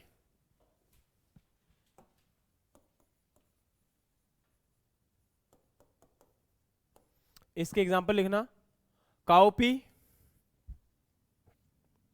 Sorry sorry sorry sorry, cowpea काट दो इसका, green gram moong bean, green gram, black gram और किडनी बीन, और किडनी बीन। उसके बाद लिखना काओपी मिसलेनियस, मिसलेनियाई। अगली जो स्पीसीज है वो कौन सी है, इसमें आपका पहला ही एग्जाम्पल तो देखो काओपी तो हो ही जाएगा। अगला आपका आ जाएगा क्लस्टर बीन। क्लस्टर बीन का साइंटिफिक नेम क्या होता है, टेट्रागोनोलाबा, साइमोप्सिस टेट्रागोनोलाबा, साइमोप्सिस टेट्रागोनोलाबा, तो याद रख लेना, ग्वार होता है ये। और ग्राउंडनट और रेड ग्राम, ग्राउंडनट और रेड ग्राम, अरहर। अरहर का साइंटिफिक नेम क्या है, काजनस, काजनस। काओपी का साइंटिफिक नेम क्या है, विग्ना अनगिकुलेटा। अच्छा, कौन सी फोडर क्रॉप है जो कि as a fodder, as a legume, as a food, मतलब फूड ग्रेन यानी कि पल्सेस यूज की जाती है, तो एक ही क्रॉप का नाम है, वो क्या है, काओपी। ठीक है, क्योंकि ये फोडर भी यूज की जाएगी, लेग्यूम भी यूज की जाएगी, ग्रीन मैन्योर भी यूज की जाएगी, और आपका लेग्यूम यानी कि आपके पल्सेस के पर्पज में भी इसको यूज किया जाता है। ठीक है, अगर कोई पूछ ले तो भाई आंसर कर देना, भूल मत जाना। ठीक है, चलिए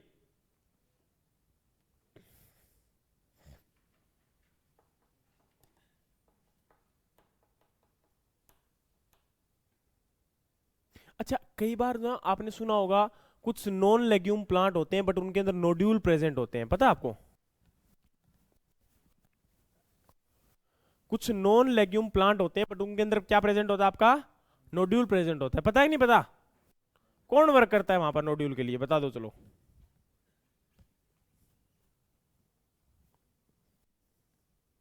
कौन वर्क करता है, फ्रैंकिया।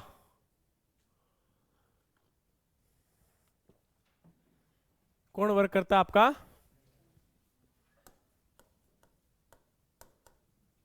फ्रैंकिया।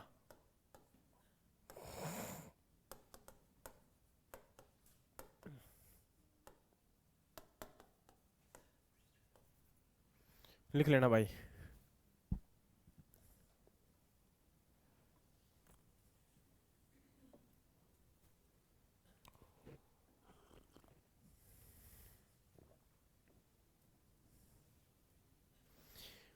कभी ग्लेरिसिडिया का नाम सुना है? ये एक वुडी ट्री होता है, लेग्यूम ट्री होता है, लिख लो। वुडी लेग्यूम ट्री का अगर नाम पूछ ले,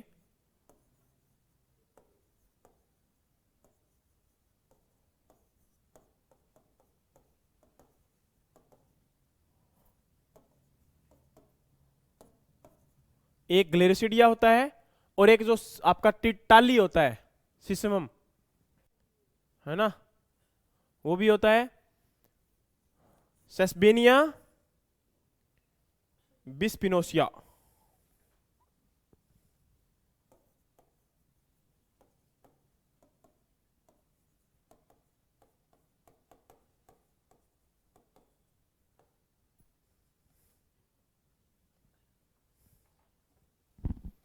लिख लोगे भाई, मतलब कर लोगे याद इसको।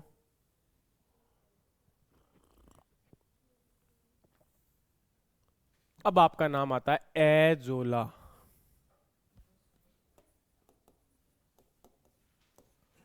क्या हुआ? बस से 2 घंटे तो बेटा हुए ही नहीं, याद है। हम्म, फिर 3 दिन में चला जाएगा ये यार, ये काफी लंबा हो जाएगा। हम्म, नाइट्रोजन तो कर लियो यार, ज्यादा क्या 3-4 पेज और लिखवाऊंगा। हम्म, क्योंकि देखो रहता क्या है, आपका ब्लू ग्रीन एल्गी रहता है, नॉन सिम्बायोटिक नाइट्रोजन फिक्सेशन रह जाएगा जिसके अंदर एजोटोबैक्टर वगैरह को पढ़ेंगे। उसके बाद आपका कौन कौन से फैक्टर हैं जो कि नाइट्रोजन फिक्सेशन में हेल्प करते हैं, उन फैक्टर को थोड़ा बहुत देखना है। फिर आपका नाइट्रिफिकेशन, इमोबाइलाइजेशन, फिक्सेशन, वोल्टलाइजेशन, इनको हम थोड़ा सा स्टडी करेंगे। फिर सीएन रेशो के बारे में थोड़ी बहुत बातें करेंगे। फिर कौन कौन से फैक्टर सॉरी नाइट्रिफिकेशन को प्रोसेस में इफेक्ट करते हैं वो पढ़ेंगे। फिर लॉस ऑफ नाइट्रोजन कैसे होता है, लीचिंग से, वर्टिलाइजेशन से, डीनाइट्रिफिकेशन लॉस से, इमोबाइलाइजेशन से, वो थोड़ा सा पढ़ लेंगे। फिर आपका जो अमोनिफिकेशन प्रोसेस है उसके बारे में पढ़ लेंगे। जो सोइल इरोजन और रन ऑफ लॉस होता है वो हम थोड़ा सा पढ़ लेंगे। और फिर जो मैनेजमेंट करते हैं सोइल के नाइट्रोजन का वो हम पढ़ लेंगे थोड़ा सा। और फिर नाइट्रोजन एसिमिलेशन के बारे में पढ़ लेंगे। यहां पर जाकर आपका खत्म हो जाता है, ज्यादा कुछ नहीं है।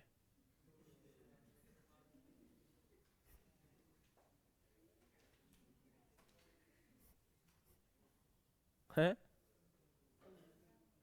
अरे आज करे सो काल कर, काल करे सो परसों, अभी क्या जल्दी है, अभी पड़े परसों।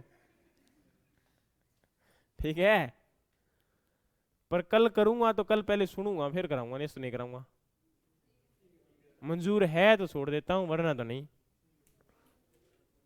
है। कल क्लास से बाहर कर दूंगा अगर याद नहीं हुआ तो। काम कितना का है, काम है ही नहीं, थोड़ा सा काम है। हाँ भाई ऑनलाइन पढ़ो, मंजूर है सारों को। पर कल याद करके आओगे क्या, मेरे को ये बता दो। पक्का?